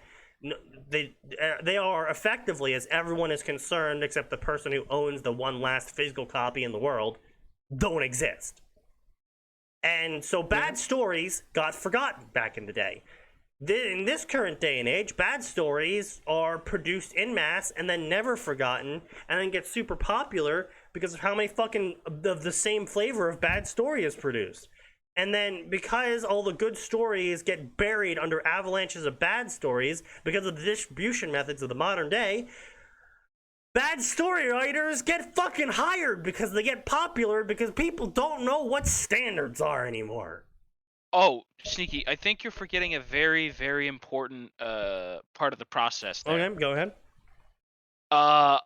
A mediocre author Yeah. writes a mediocre story, True. which inspires lots of bad authors. Yeah, also true, yeah. Who then write progressively worse and worse versions of the same story, thus proliferating the type of story. That's also true. Really Yeah, fine Sal ones. is a great example of that. You know, Like- Lupine horror. Yeah, also Lupine Horror is a good, Yes, another good example like- of that, yeah. Right? When I first watched Sal, it was an okay idea. Was Yeah. it ultra original? No. But for what it was, which was literally a guy fleshing out a writing contest property Yeah. where he purposefully had to skip a bunch of stuff around to make him to win the writing competition, or rather to meet the requirements of the writing competition. Yeah. Sure, it was fine. When they wrote it into an anime, it got better because the story was a little more fleshed out. Yeah. Certain characters were still dull as a bag of hammers, but still fine. Yeah. Now that he's actually gone around and gotten to be a good writer, I wish he'd stop writing the other crap. Focus With on the, rewriting the original stuff, which had a decent idea. Oh, you mean like the Alice arc and shit? Like, just please. Yeah, because Stop. honestly, the newer Sal shit's really garbage. I thought he was still making the progressive novels. He is. It's just been a hot minute since one's come out. Ah, I see, I see. Because Sorry, I guess what what did I just happened miss? was he was trying to jump between the two of them. Right, right. But then I guess book 6, book 5 and 6 were supposed to just be one book, but it Mhm. got so out of hand that he wrote 2 books, and he's like, okay, I have to go write the other stuff now. Right, right, right. We're talking about. Well, when'd you leave? About 4 minutes ago. No, we're pretty much still talking about the same stuff. Okay. Yeah. I just The come back voices to of many talking junior about students progressive. approaching the entrance of the UA high school examination site, showing the anticipation today, blah blah. So this is like a really Yeah, bad we are getting a exposition movie start. for SAO Progressive. Yeah, we're getting a new movie, yeah. New heroes will be born today, so yeah, blah blah blah, vapid introduction, blah blah blah. I mean, it does a decent job of just regurgitating the narrative from the original narrative. So I mean, yeah, kudos to the author for not butchering it, but does a pretty bad job anyway. So anyway, blah blah blah. Blah blah blah. Still nervous. Blah blah blah. Move on, Deku-chan. You know, on my way, you're dead. Blah blah blah. Just literally just reciting canon. Reciting canon, reciting canon, reciting canon, reciting canon, reciting canon, reciting canon. Alright, so he's ready to go forward, and he's like, oh man, I talked to a girl. And then suddenly he felt a hand on his shoulder. Excuse me, you dropped this. And Midoriya's jaw dropped the ground. Before him was a super beautiful girl that looked like a demon from fucking Yggdrasil. It's the Shit! Just real quick. Yeah. Apparently the latest progressive novel dropped on the 10th, so like 5 days ago. So like, yeah, literally 5 days ago. So there we go. Yeah. Fucking hurry up and translate them already, so I can support the official release after I pirate it. So super hot girl, blah blah blah. Is this your pencil? Here, take it. Thank you. You're welcome. I talked to 2 girls today. Yay. So again, this entire first section here. This is literally just canon regurgitation, and then 2 dialogue lines from the character from the other story. That's it. 2 dialogue lines, changes fucking nothing. They didn't say anything. The main character had no revelation changes. Literally nothing changed about this scene except the main character showed up and said hi. Amazing. There is no point into this entire first section here. This Truly a work is of literary pointless. genius. Completely pointless to have that entire section. Anyway, so canon.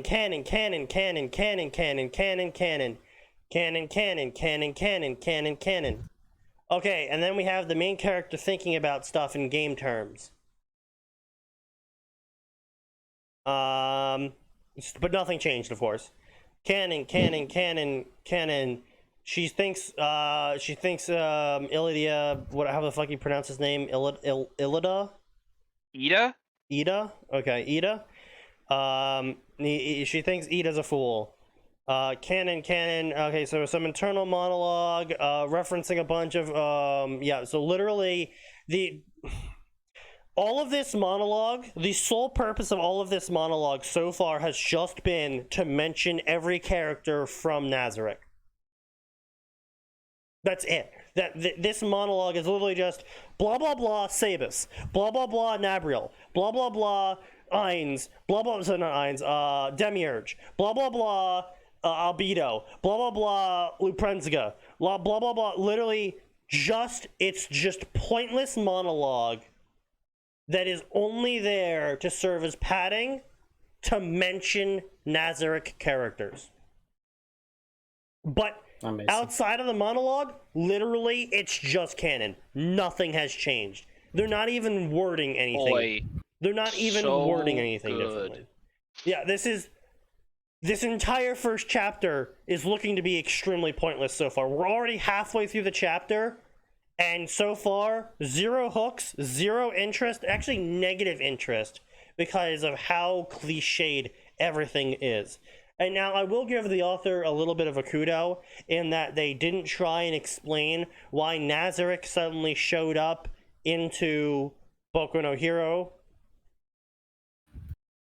So fair enough, you're not going to pay attention to that. Maybe you're going to try and explain it later, because that shit's usually even more boring and less of a hook than any other sort of explanation stuff.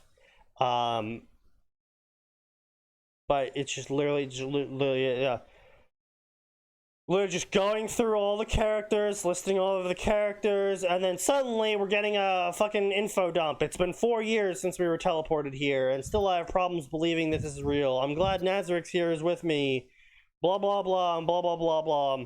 So, how do you explain away an entire friggin' temple to the dead or whatever? They just do. Japan's not a big place. You can't really just put that out. Gonna notice that. Man's got a point. As the noble hero Napoleon Bonaparte once said. Oh boy, that's a bold choice of words. That's a very bold choice. Right. That's a very controversial statement. Napoleon Bonaparte, she thought, a noble hero. If you're French, perhaps. Fucking frog. I don't think the French look too highly on Napoleon either, my dude. Depends on how irredentist they are. Yeah, that's an interesting take. Yeah.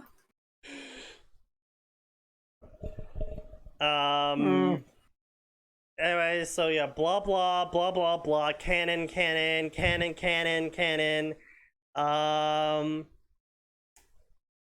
Everyone's now checking out her body and how hot she was, because she was super hot with a perfect hourglass figure, and she was really hot because she put a lot of time into character creation. Even now, she was using a special item to make herself look 15, and her hotness remained. Author? Didn't he age this to college? Oh, no, I was just complaining about stories that turn it into college for no reason. It wasn't actually directed at this story. It's a sneaky moment. Yeah, no, I just. But like I still have issues with that statement. What do you mean? Which one? The hot 15-year-old? Yeah. Hot she kept her hotness being 15. Look, dude, you just have to accept that teenage prostitutes are a thing, and if you don't accept it, you're a bigot. I mean, I know they exist. I abhor the concept. That's a lot of bigoted talk. Yeah, well, too bad, fucker. I'm a bigot, so what? What are you gonna do? Cry? Yes, and if you finish the rest of that statement.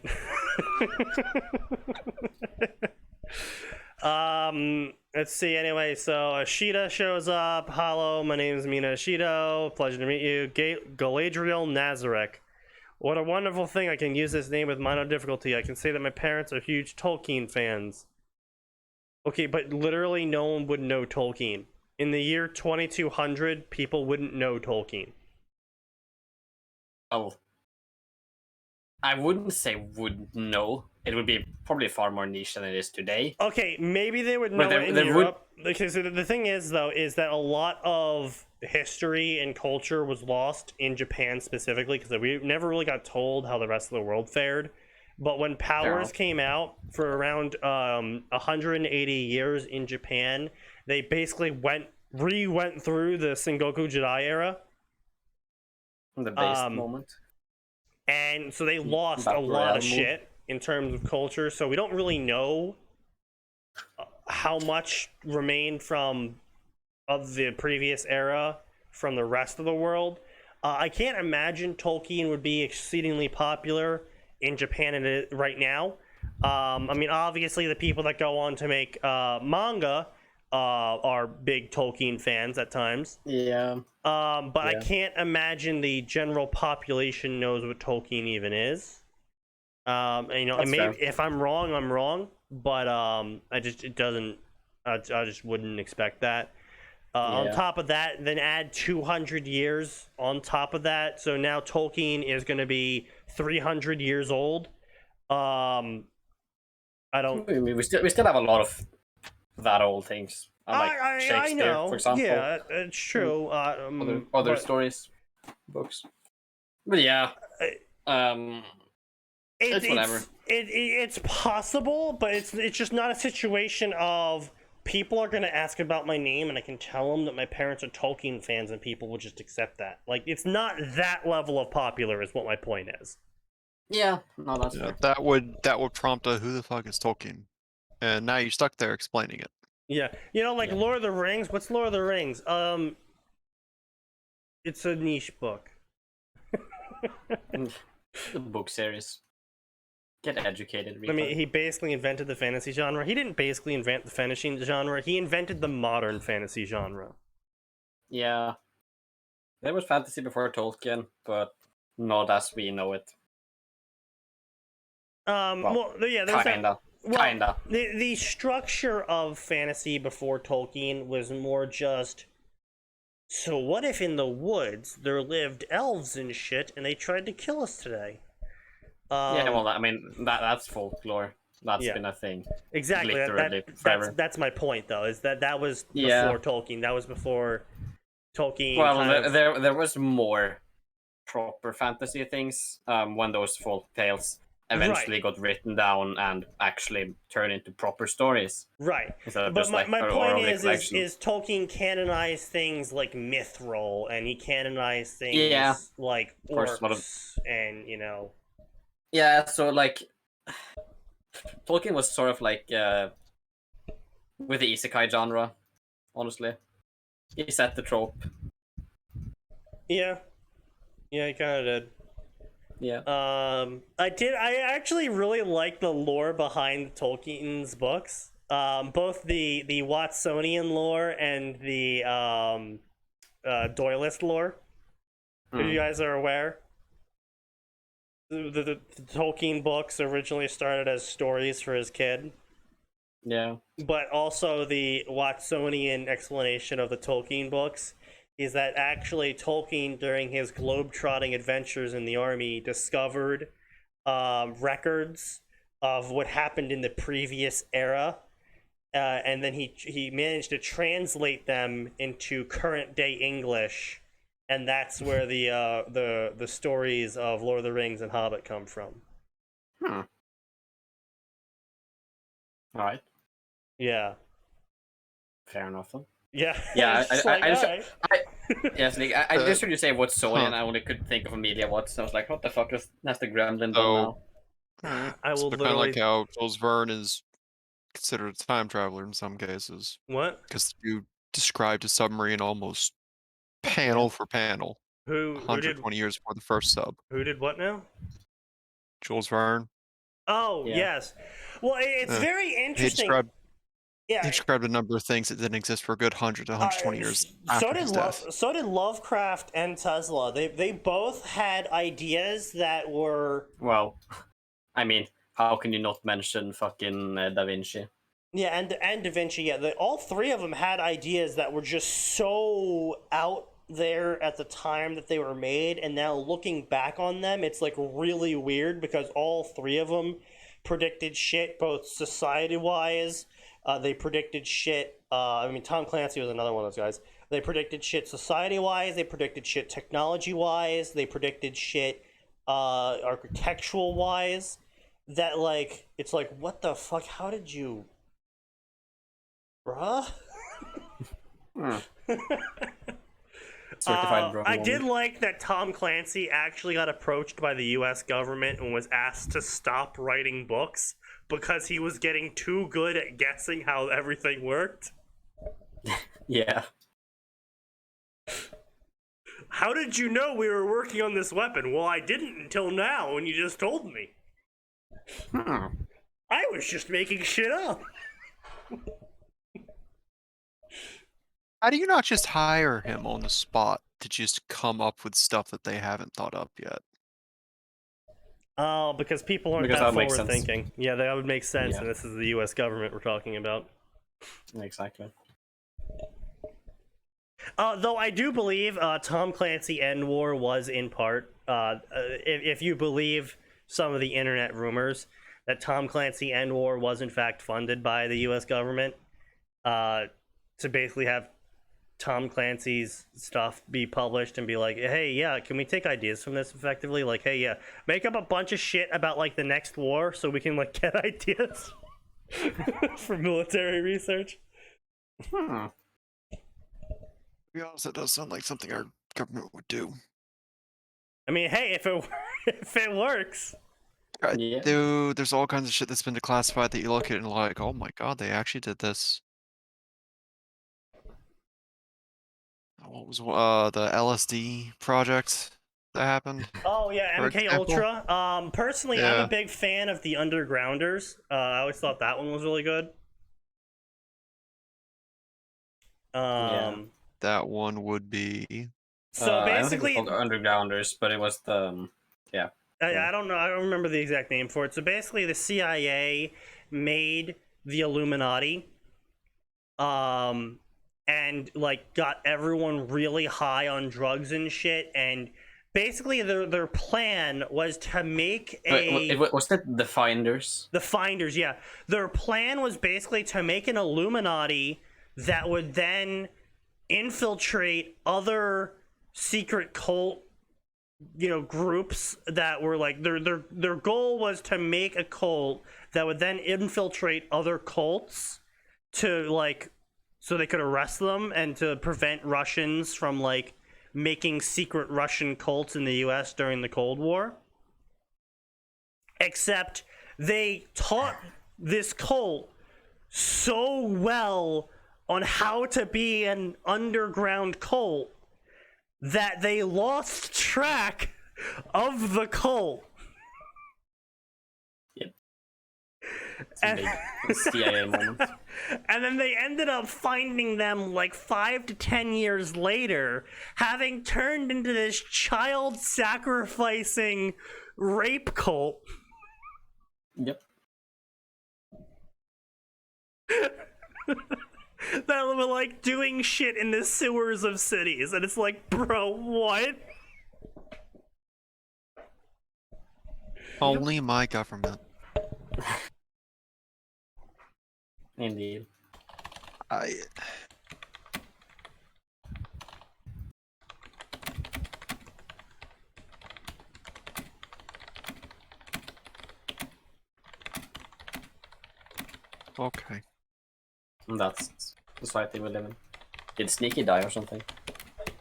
No, Gray was asking me a question because the artist I contacted was asked for more details.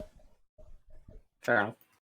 Oh, that's usually good. That means they're interested at least. Yeah, it might be a little bit expensive, but who knows? Maybe it won't be. It's probably going to be expensive. Probably gonna be expensive as hell, but Yeah. whatever. Yeah, the CIA thing.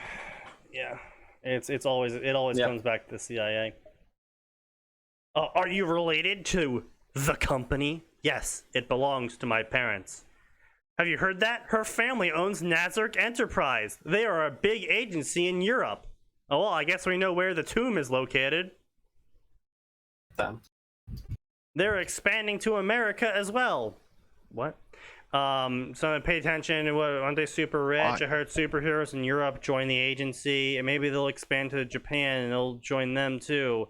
Man, this is an excellent start for her plans. She didn't need an army or immense power to control the world. Just like her old world, she just needed money. I mean, money made immense power and armies. So Yeah. Money is power, sure. see, at the end of the day, I have to go. I have to quote Starship Troopers here. Is at the end of the day, violence is the source of all power, and whoever can met out the most violence has the most power. Because it doesn't matter how much money you actually have. If you just have money and the person has a gun, they win. Yeah.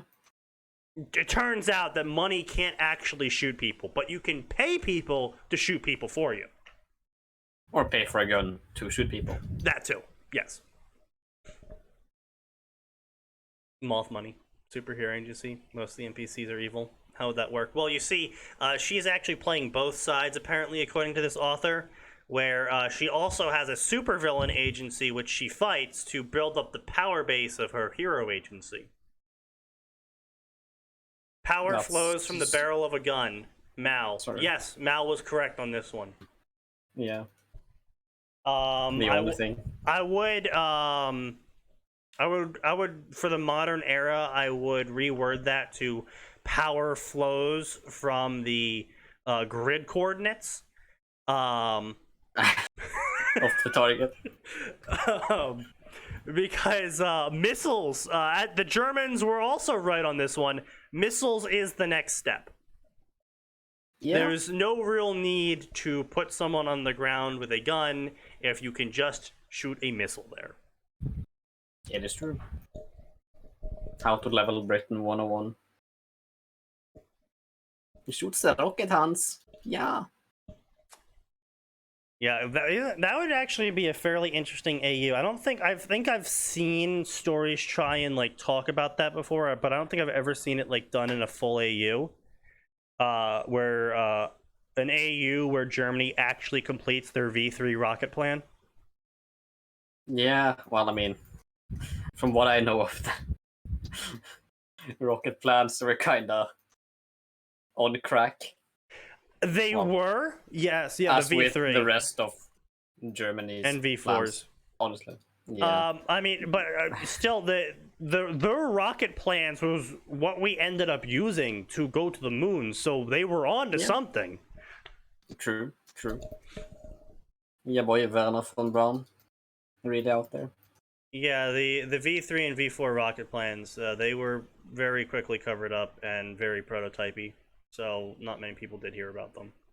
Yeah. It was like a fucking hidden mountain bunker with like a launch ramp and some shit.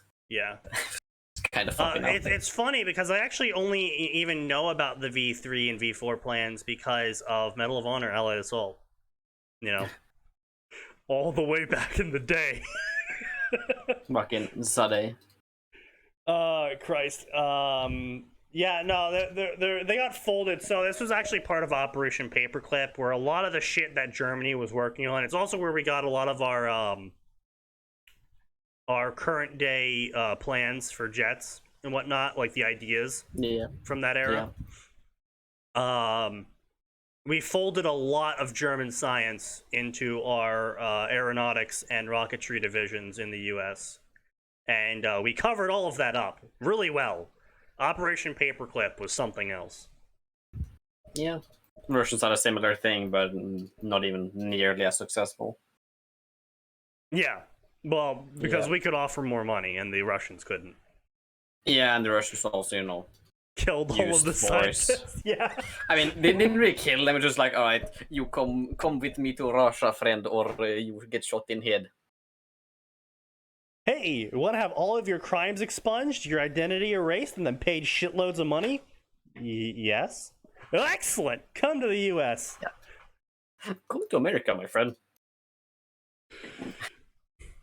Oh god. Yeah.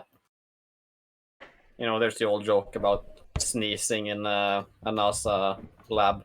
Everyone answers Gesundheit. Ah, yeah, yeah, In German, bless you. yeah. Oh boy! Oh, here comes the cringe. Here comes the cringe train, everyone. We've already been there. Oh, but, we're finally here. Yo, we thought we were on the cringe train, but now we're definitely on the cringe train. Oh, She Lord. still needs to think and do things carefully, but there's no pressure. Slowly, she will gain control over the world without anyone knowing. Because of my demon empress trait, I always had a need to control and conquer everything. Bro. Okay. I don't want to make the same mistakes the leaders of my world did. This world has quirks. The damage they could bring to this world is high. I may be a demon, but I have a sense of justice. Oh yes. There is only one solution. Indeed. A final one. Indeed. You must be very rich. I guess you can say that. Are you nervous? Why should I be? You know, this is a big day. Well, I don't look nervous. I am strong. This is a piece of cake. Well, then that must be this is easy then. What kind of quirk do you have? Why do you ask? You're lined up. So this is the premise, right? You're lined up in front of this giant door, ready to go fight robots, right? And you're talking to your fellow peer who is also going into this test to go fight robots. And you're talking and she goes, well, what quirk do you have? Why aren't you nervous for this fighting robots thing? And why are you asking me? She actually explained why she was asking you, author. You wrote the reason why she was asking when she was asking. Yeah. Yep. Author. moment. It's an Also, absolute that's author not moment. suspicious. That's not suspicious. as shit. Yeah. Yeah. Yeah. Also, that's totally not suspicious at all. That definitely, yeah. What's your quirk? Why are you asking me? Huh? Why When are the you author is sidestepping? sus. Why are you so defensive? I'm about to see it. I'm about to say it. Oh god. That's the kind of thing where like they seem to encourage that like you hide one aspect of your quirk just in case, but like Yeah, like don't doesn't tell. say- Obviously, don't tell everyone. it Yeah. doesn't seem like a taboo. If someone's like, "Oh, hey, you know what's up with your quirk? What's the general behavior of your quirk?" Yeah, like I can see like it being a sort of taboo thing among non-hero students, but it's like if you're gonna be a hero student and you're gonna be working with other hero students for like the next 4 years, and it's like, okay, yeah, well, what's your quirk? Oh, well, you know, I can shoot lasers from my hands. Oh, cool. I can do push-ups without my In hands. fact, if you're planning to go the hero course, you're gonna have to learn teamwork, Yeah. which means they need to have an idea of what you can do. Yeah. I'm pretty sure that's Um, actually talked about in the after. I would love to take her to Nazarick and fight. experiment upon her, but I don't want to hurt kids. I told Demiurge to not kidnap children. I want to preserve what's left of my humanity. After what I did Wow. in What a Russia, moral I don't compass, want to author. lose myself. What a moral compass. Oh, Yeah. yes, I'll experiment on humans, but not on kids. Yeah. I want to Alright, there. experiment on this child, but I don't want to hurt the child. Man, yeah, don't Uh. you just ever look at children and go, man, I wish I could put them into a deadly experiment, but I really won't want to hurt kids. Yeah, I also Yeah. look at children like that, author. Yeah, that's totally, Yeah, all the time. yeah. Also, just casual mention to an event that occurred that After we'll never the know about. massacre in Russia, yeah. Yeah, after the time I I don't need to did a little mention trolling. So like this is the other thing. This author has done it twice now. So in the first part of their story where they go into the new world, and now in the second crossover of the story where they go into Boku no Hero Academy, it's just like, bruh, I'm just gonna tell you a bunch of shit and then skip over all of this massive AU aspects of it. Don't worry. Well, you see, it's very simple. The author did a little trolling. Yeah, quite so. And besides, this world is full of villains. There's no problem for me to take them all back to Nazareth and kill them all. As for my future plans, I can bring more heroes to my side. It's only a matter of time. So this is the other thing. It's like, do people not notice villains just disappearing? Because apparently you don't kill villains in this world. Okay, so, well, we don't know how it is everywhere else, but in Japan, that would be noticed. Yeah. Like, Yeah. this isn't a country that it's not unusual people just suddenly disappear off the radar with, for some, like, a villain disappears in America. Oh, thank fuck, they're gone. Villain disappears in Japan.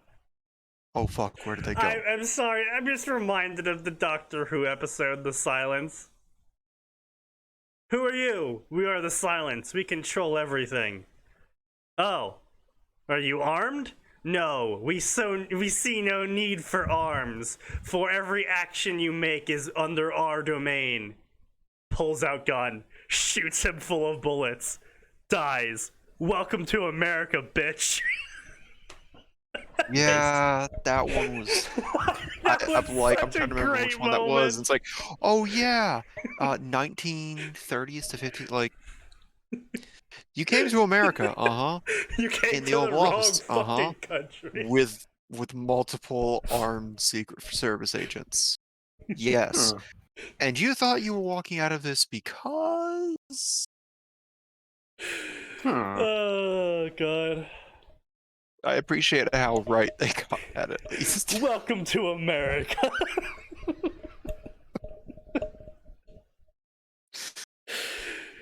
Oh god. Anyway, yeah, so blah blah blah blah blah blah blah blah blah blah blah blah blah blah blah blah useless crap. Look at this. Oh wow, the main character is doing so wonderful. Amazing. Who could have seen this coming? Blah blah blah blah blah blah blah blah blah. Literally just the main character showing off a bunch. She uses a bunch of spells. Even though even thought is big, it's still low NPC to be destroyed by arcane sword. Must be very weak NPC. Is must have to be very weak. Yes, Okay. is must have. I just see, like, this is another aspect that I just don't understand. The original author had Momonga at first try and quantify things by level, and then realized that level is completely pointless in this new world because nothing operates off of level in this new world. Yes, he still used experience and level up because that was just how he understood things. And spell tiers were, obviously a carryover because there were still spell tiers in that world. But like, if you're in a new world for 4 years, you have to have some seriously fucked up mindset to still be referring to other people as NPCs. Like, yeah, like damn, bro. Wow, this is a first. Very cool. 4 at once. 4 at Amazing. once. Yeah, that's new. It's a new record. Yeah, it's really new record. I never really thought why you would ever spend 4 bots for the price of 1 band, but whatever. Yeah. Wow. I mean, is the other world an IRL version of Twitter? It would make a lot of sense, fair enough. That is decent point. But still, this is the problem with doing this whole time skip stuff, is that when the author time skips, they forget they time skipped because they didn't spend time writing the time between that they skipped. So they'll enter into a story, be like, yeah, big ass time skip happened, but then their character never really changed their actions. Like, oh yeah, 4 years passed, but they're still acting like this is a game world for some reason. Like, and now, well, I mean, now hold on. it's a reflection of the author's mindset. Yeah, I know. Eternal And now you could go out on a limb and say, oh, it's because of how twisted the main character is, but the problem here is that you did a time skip. So you undermined your ability to properly describe your character by doing a time skip in which your character would have changed. So now we don't know whether it's your ineptitude or whether it's actually supposed to be the character's worldview is being twisted. Yeah, pretty much. Meanwhile, it's 9:10. So yeah. So anyway, main I'm gonna character. go help set up the printer. Main character literally is the best ever. So many points, bajillions of points, literally 10 bajillion points. They're the #1 highest scoring ever person, and everyone freaks out and is amazed by how amazing they are. Yeah, so anyway, garbage story is what I'm trying to get at here. So yeah, add bookmark, covered, fixed, done. And we can finally remove that story from there. And we can also remove this story. But yeah, there was honestly a really garbage story. Why is this still here? Oh, we did have tugs and more ships too. Tugs, that fucking shit, yeah. God. So anyway, I'll leave you with this background. Nothing more needs to be said here. I'll see you everyone on Friday from 7 p.m. to 9 p.m. because of course there is always more, and it does in fact always get worse.